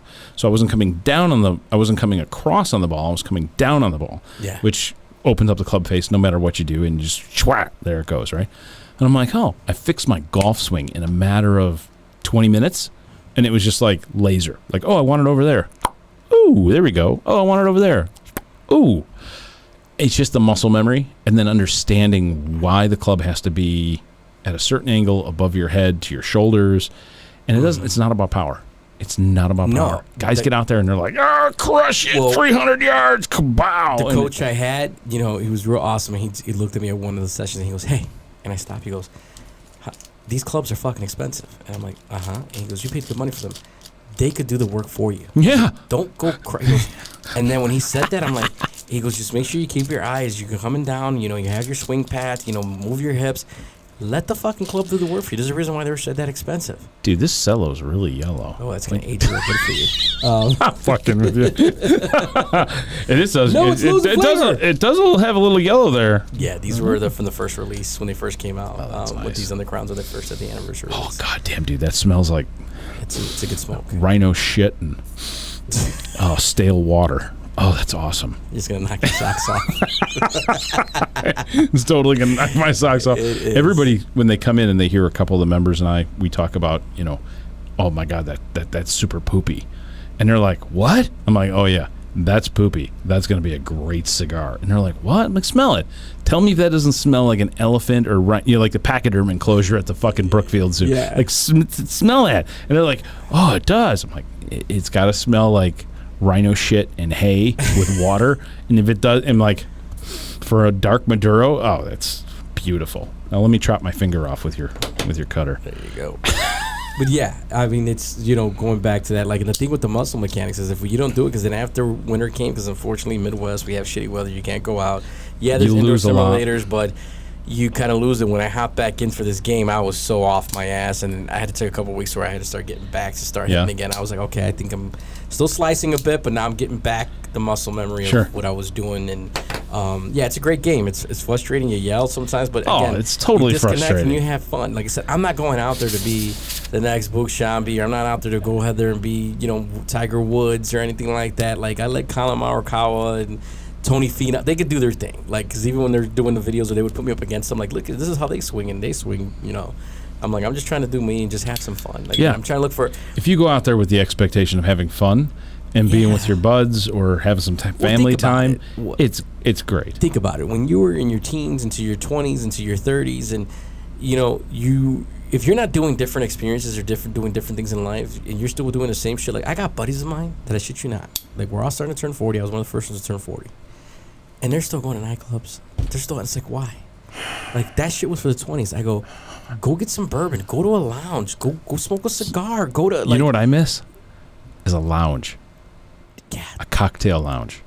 The girl comes over, you have a nice cocktail brought to you, you're in a nice seat with a couple people, you're listening to some live music, there's a little dance floor, and it's lowbrow, it's highbrow, it's low beat, and you can actually sit there and enjoy some time with your girlfriend or your wife. Yeah, you're just... And you can actually chill. And these guys are still like, oh, we're going to go out to this spot, or we're going to... I'm like, man, how the fuck are you still doing that? Like... I can't fathom. But again, like I said, I do not yuck nobody's yum, but I'm just like, so I wasn't golfing in my 20s. Yuck somebody's yum. Yeah, I wasn't golfing now I'm doing it now into my 40s. I wasn't a heavy cigar smoker in my early 20s. Now as I got into my 30s, I was I couldn't stand anything other than when I was in my 20s, I couldn't stand anything other than a short story. That was it. And at that point, I still thought they were stupid money, like $5. I'm like, what, this little itty bitty cigar? Like, I could muscle that. But we were to the Drew Estate thing with the whole yummy bitches. We would go to a place in downtown Chicago called Up Down Tobacco.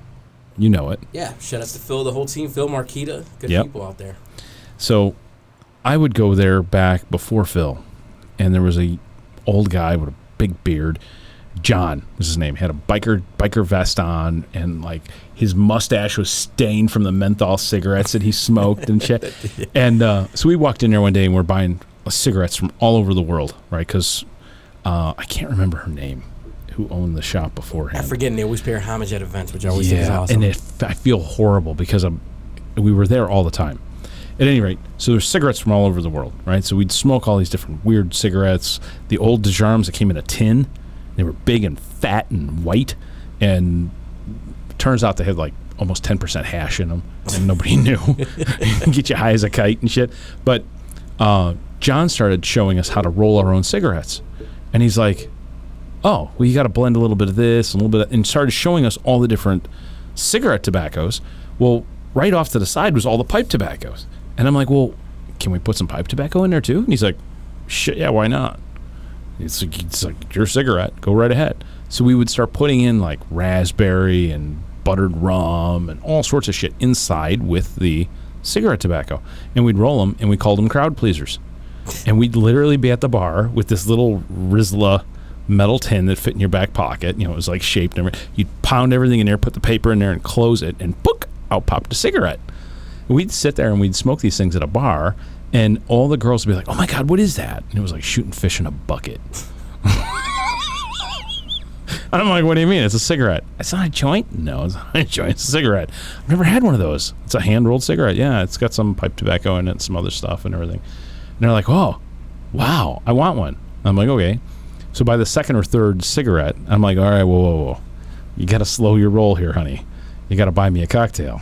And she's like, "Oh, what are you drinking?" and everything. And then all of a sudden it was just like phone number after phone number after phone. And you're trying to write this down like brunette with all the codes that you yeah, like dead eyes. And this one's like fucking freaked out. And I'm like, I don't want to line through this one, a star by this one. And it was just so much fun because in tobacco, if you start to understand blends and where the Perique comes from and all the Latakias and everything, you could get a really cool cigarette built. Now, Are you supposed to be inhaling pipe tobacco? Probably not. A little heavy on the tar side, but whatever. And it was a lot of fun. And hats off to Phil, because outside of that, I don't think we'd ever been found. We'd ever found any of that, and it was a lot of fun. Yeah, to me, for Phil, that whole team at Uptown, whenever I have people who stay downtown Metro, like if they're coming for business, because I get a lot of folks that I met at events they're just downtown. They're not venturing out, because I always mention, well, where are you at? Yeah. Oh, well, I'm downtown. I don't know if I really want to drive out. I don't get an Uber. There's a few shops that I recommend, the Burbs, obviously, that I would say if you're around. But I always tell folks, if you're in Chicago and you're already in that area, whether you're going to do the touristy thing of seeing the fucking Bean and you're going down Michigan Avenue and the whole nine, I'm like, do yourself a favor. Stop at Uptown. I'm like, Marquita, she's real awesome. Like I said, Phil's real awesome. I go, they have a great selection. I go, they always got their little events that they do. I'm like, it's a small shop. I go, but you enjoy yourself, and you'll be around people that they don't mind educating, and they're personable. No. That's the only shop in Chicago that I think is not cliquey. No. And it is. To a sense, it's got the regulars that are ready. Yeah, it's got the regulars, right? That's going to happen. You got it. Fuck, I get that at Starbucks. When I walk into Starbucks by my house. What? You're drinking a flat white? No, not even. I walk in, and whether the guy who's never there is waiting for his drink, and I just place my order, who's going to get theirs first? Mm-hmm. Boom. They're like, oh, hey, Eli, gotcha. And they'll bump and they get because you don't have blue in your hair. Blue or pink in your hair. Not yet, but but I'm saying, you build that rapport. So yeah, they have that rapport, but you're gonna have that anywhere you go if you're someone who's there consistently. But they still treat you there like family. Like I said, the first time I walked in their place, it was so awesome. And I told them, I said, I'm honest. I go, if I was around in this area and if I was around here more, I'd be there all the time. Because we'd leave the south side and we'd go into the city, and as a first stop we'd make, and we'd hang out there for like an hour. Yeah. Smoking cigarettes, smoking cigars. I've been there for some awesome Hoyo de Nicaragua events with Juan and that team. I've been there for some awesome Drew State events. I checked out Pete when he did his little Fat Tuesdays events there. Oh, Pete's Fat Tuesday. I missed the last one. I had an invite, and I'm like, I can't leave. Our manager got deployed. So he's gone, and I'm like, so I'm stuck here by myself, and I'm like, oh my god, what? Those are all good time there. Yeah. Like I said, his selection's real awesome. That store has so much history, and like I said, they know what they're doing there, and he's on the ball with stuff. Like I said, I every time I've had a great experience every time I've gone. That's where I was going with that. Golf, Phil, up down. So we've been trying to put together a 2-store. Midnight golf, evening golf thing. Glow in the dark balls, tons of fucking alcohol, cigars, and it's something that we've been trying to put together for 2 years. And then he's gone off this way, he's doing that, I'm doing this, we miss, and we're like, oh shit, what about that? And so hopefully this year, once fall hits and everything starts to wind down a little bit, and the lounge kind of picks back up in the fall area, but. Yeah, that is going to be an absolute. I heard about a buddy of mine I ran into who I hadn't seen in years. I ran into him at a concert recently. He tells me he named the course, I can't remember, somewhere out in Des Plaines where they do like nighttime golf. Yeah. He says a few holes, but it's out there, it's at night. He said it's a real cool experience. He's like, man, you got to check it out. I just feel bad because unfortunately my schedule gets so crazy that it's hard to commit to sometimes. And it's like I've always got shit going on. I get invited, like this weekend I got invited to go golf. I got invited I'm a big wrestling fan. Got invited for a SummerSlam event, and I'm like, I can't, I'm working. And then they're like, well, what are you doing next weekend? I'm like, next weekend I'm out in Connecticut. The following weekend, well, I'm out in Colorado. The following weekend, I'm out, Yeah. So it becomes a little bit difficult, but I try to take advantage if I can. But yeah, I mean, we all get schedules that are crazy, but I want to definitely keep that on the radar. If I have the availability, I would love to check that out because I think that's a great concept. It's the middle of the night. A couple of us have got, night vision. So we're going to completely go black out, bump helmets and fucking nods and shit. Slingshots. Woo! My dad showed me that one. So my dad asked me one day for my wrist rocket. And I'm like, I haven't seen it in, a little while. So I picked it out and then gave it to my dad. And I didn't ask why he wanted it or anything like that. But my dad was a member at a club here in Chicagoland called Midlothian. And it's a pretty tough course. And my dad was not a golfer. Like, he would hit the ball, and it would sound great, like, schmack, and everybody would be looking down, and it would wind up 20 feet behind him. Oh, shit. He was a horrible golfer. Horrible. But he loved being at the club, being around all of his buddies. Yeah. They were all in construction and stuff like that. So it was a South Side construction thing, right? And contractor thing. And so one day he asked me for my wrist rocket. So he's out there with the Club Pro and a couple other guys, big-time golfers, right? I mean, these dudes they're very talented. But they're all construction guys. But they've lived on the golf course and everything, and they just built up the muscle memory. So he's out there. And he gets to the tee, and he hits it, and it goes 20 feet behind him, and hits the cart, and everything. And he's, oh God, he walks back there, unzips the bag, gets out my wrist rocket, puts the ball in the wrist rocket, pulls it back, and boom, right down, and lets it fly right down the fucking fairway. And the golf pro looks at him and goes, "You can't do that." And he goes, "Shut up! I pay your salary. I can do whatever the fuck I want." And it was just the running joke of the club, like, "Oh, Egbert's going golfing. You might want to just get his whatchamacallit, take away his wrist rocket. You won't have to worry about it." That's hilarious. He'd run over people's balls, like he'd see it sitting there, and it just right on the edge of he'd take the golf cart and run over it 2 or 3 times, back and forth, back and forth, back and forth. And he's like, then he'd look at the guys and be like, "You got to hit it where it lies, man. You got to hit it where it lies." And the guy's like, yeah, I'll hit that. And he's like, "Impossible." And the dude hits it, and it goes right up on the green. And my dad's like, "Oh, I got to get it deeper or something. How am I going to?" That's, to me, the camaraderie that you have with guys. You're going to have your guys, just like anything you get into, they take it serious. They're like, they want to break codes. And you have your guys that just there to have fun. They're just there to have fun. Like, I seen a guy and they know they're shitty. Yeah. They know they're a shitty golfer, but they want to be around their buddies. Well, I seen a guy do where it landed like in a puddle of water. And they're like, "You gotta hit it where it lies." Like, he's going. Oh, I gotta look for it. It's online. There's a video of it, and he's going on a rant. Like, "You gotta fucking hit this thing. Hit it where it lies. Hit it where it lies. It's in a fucking puddle of water. I can't." On the asphalt. He goes to hit it, sploosh, trips, and then falls in the fucking puddle. Breaks his club. Like, he's just so pissed off because they're like, "No, by the rules, hit it where it lies." So it's just the camaraderie that I see around some of those guys. Like I said, you got your serious guys, and you guys are just there to have fun. And for me, it's like I said again, I'm in a different point in my life where I'm like, I just want to fucking enjoy things, man. Mm-hmm. Like I said, like I said earlier, you can't buy time. No, and you can't. And you can't stress out. And for me, that moment, I literally put the phone in my bag, and we talk about again, like we were saying earlier, the big theme today, which is like disconnecting and appreciation. And I disconnect, appreciate the guys that I was with. So when I'm with Jason and everybody I'll give them a quick shout out. Wonderlick Doors out of Joliet or New Lenox, they do a great job. If you guys ever did you say lick doors? Wonderlick Doors. Okay. Yeah, but okay. I mean, you can lick the door. So if you lick it and you get stuck, those guys that have somebody to come out and take care of that for you, they'll get them off that door. Because I licked a statue in Vegas. It's not the same thing, right? Licked is a name. Yeah. Okay, this was an action. Yeah, that's a whole other. Ask Chris about that. I'm surprised I didn't get fucking herpes. Neither am I, especially in Vegas with everything that goes on. Oh my God, I'm sure story. You didn't come back I didn't even remember it. You were the reason why COVID came out. That was the strain you came back it was with. at the same time COVID came out. It was at the same time. Ladies and gentlemen, you thought it was Wuhan, but it was him licking shit in Las Vegas. It was me. I'm sorry. Yeah, that's And then I drank out of the glass at the bar, and I put it back in rotation, and guess what? You had the COVID. Then it spread out, and you had the Corona. At the time, it was Corona, right? It was the Corona bottle that you ended up licking and passing it around.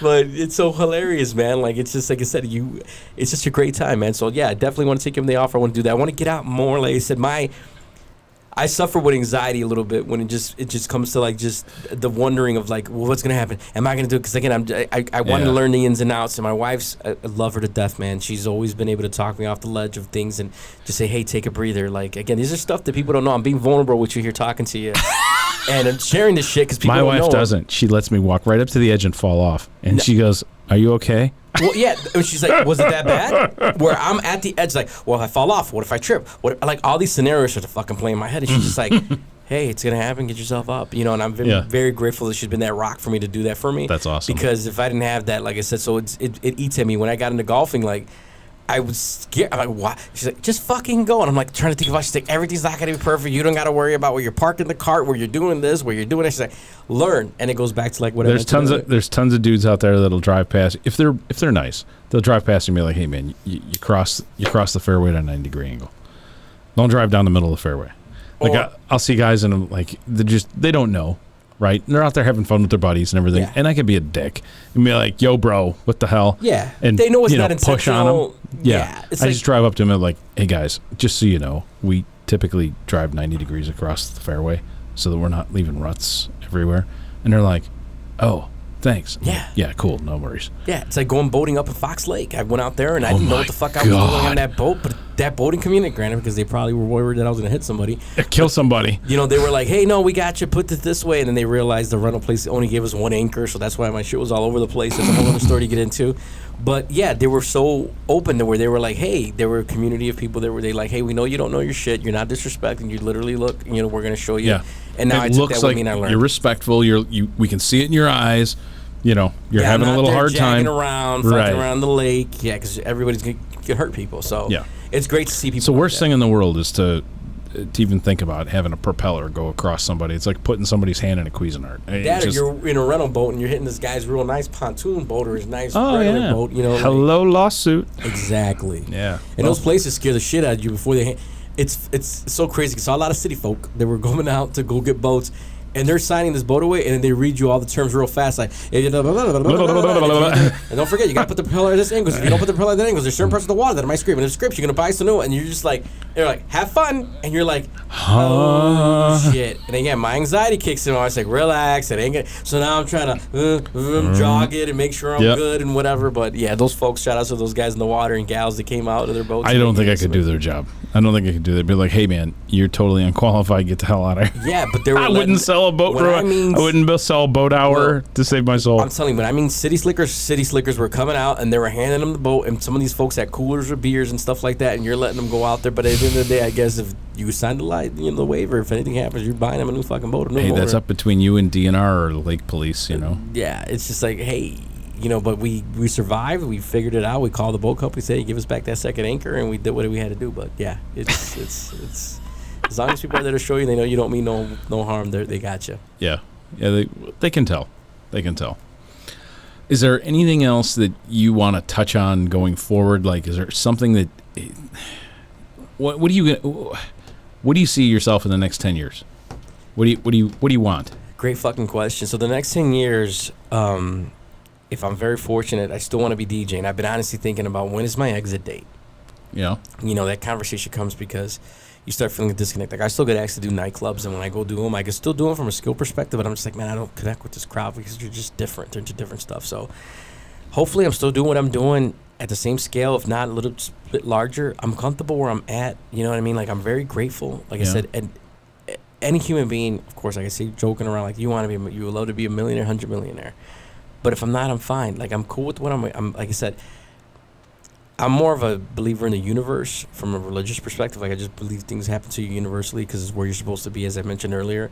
So for me, if I'm able to still be in 10 years at 50 years old, because I'm 40 now, to still be able to merge my favorite fucking hobby of music and my hobby of smoking cigars together, I'm be happier than anything to keep doing what I'm doing for the people that I do it for and the folks that enjoy it. Like, that to me is key.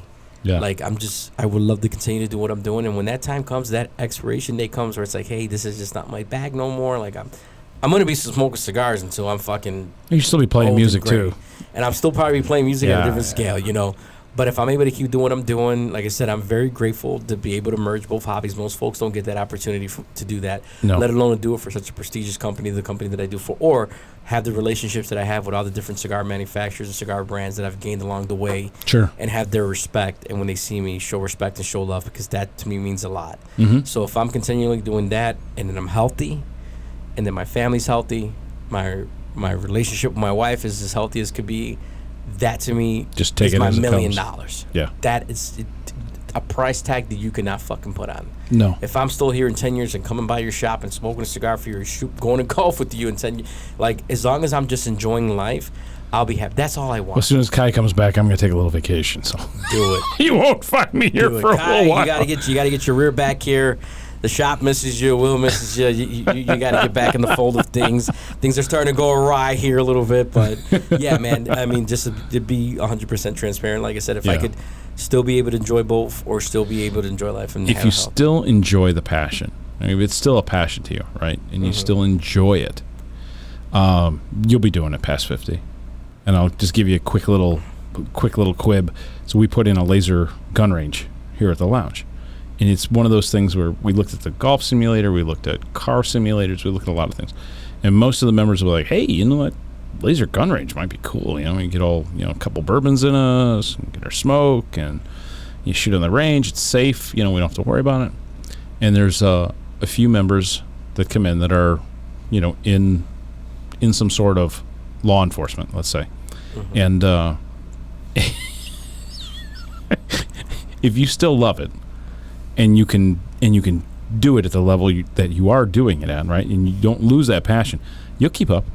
Because these young guys come in, these young Thundercats come in, and they're like, "Oh yeah, rah, rah." I'm like, "Oh yeah, let's get on the range, bro." Yeah, and they're like, "Okay, no problem."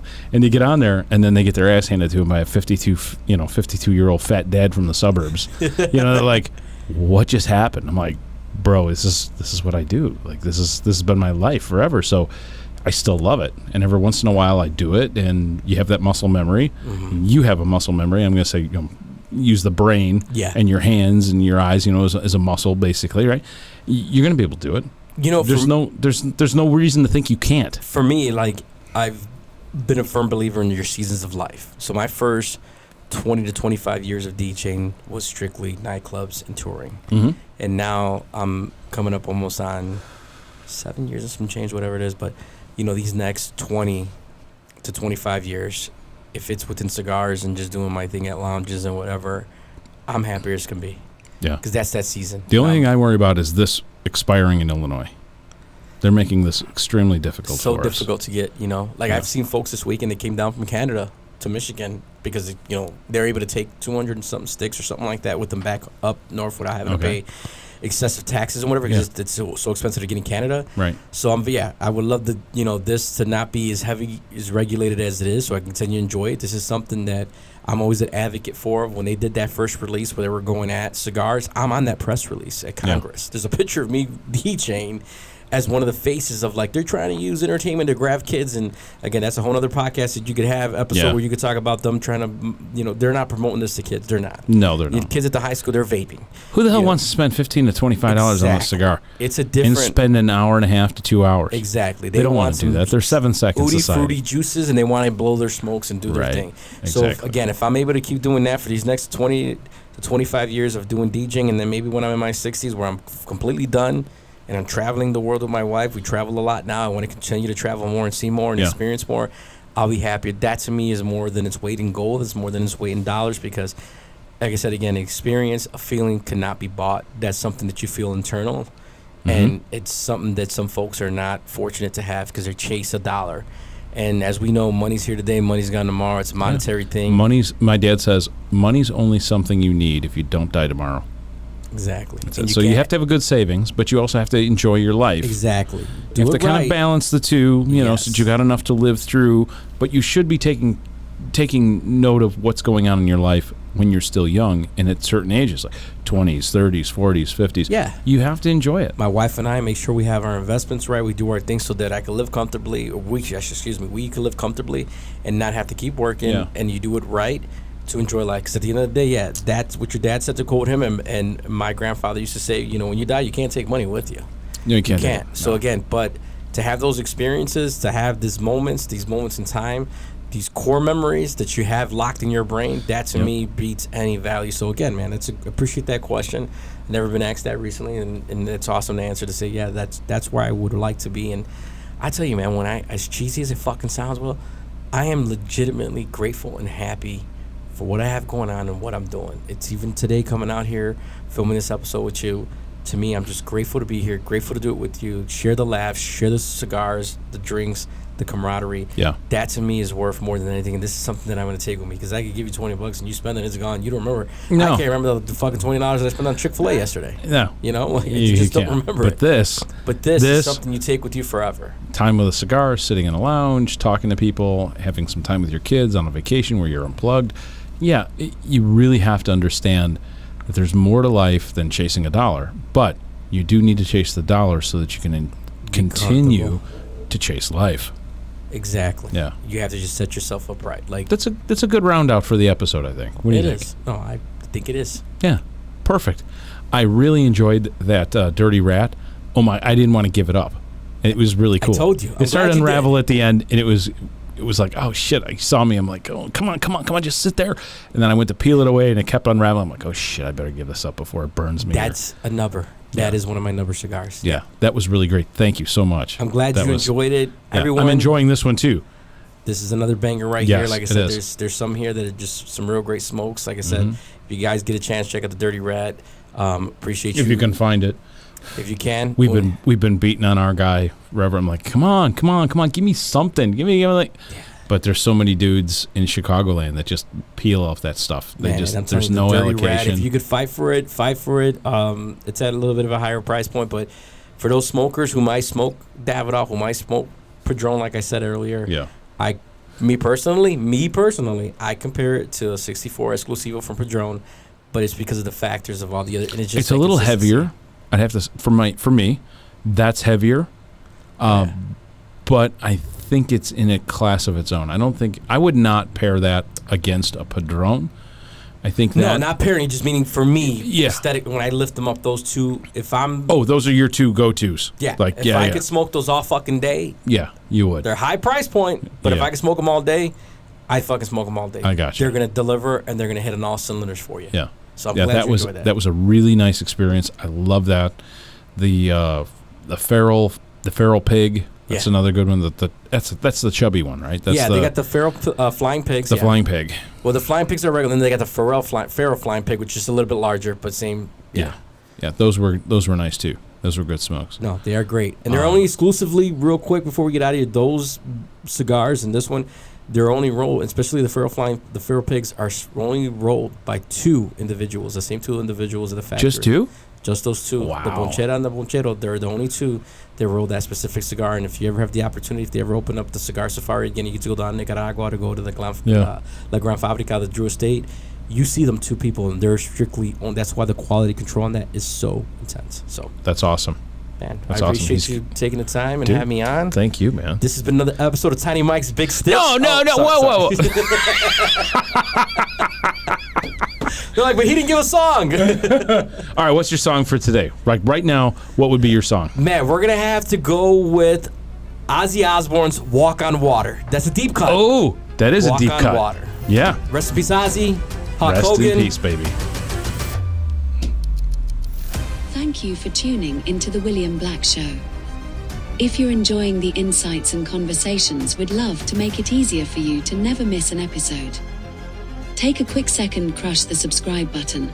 It's completely free and ensures you'll get fresh content delivered straight to your feed. If you enjoyed today's episode, give us a like or a 5-star rating. This signals the algorithm to suggest us to other curious minds.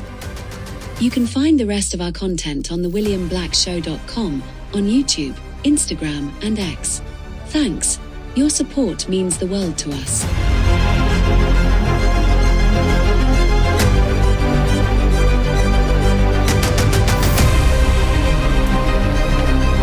Thanks again, Eli. This has been an awesome journey. Yes, sir. Appreciate it again. Yeah. Make sure you guys subscribe. Don't forget. Yeah. Hit it. And then pay attention. We'll have DJ out at the lounge again soon. All right. Thanks, guys. Bye.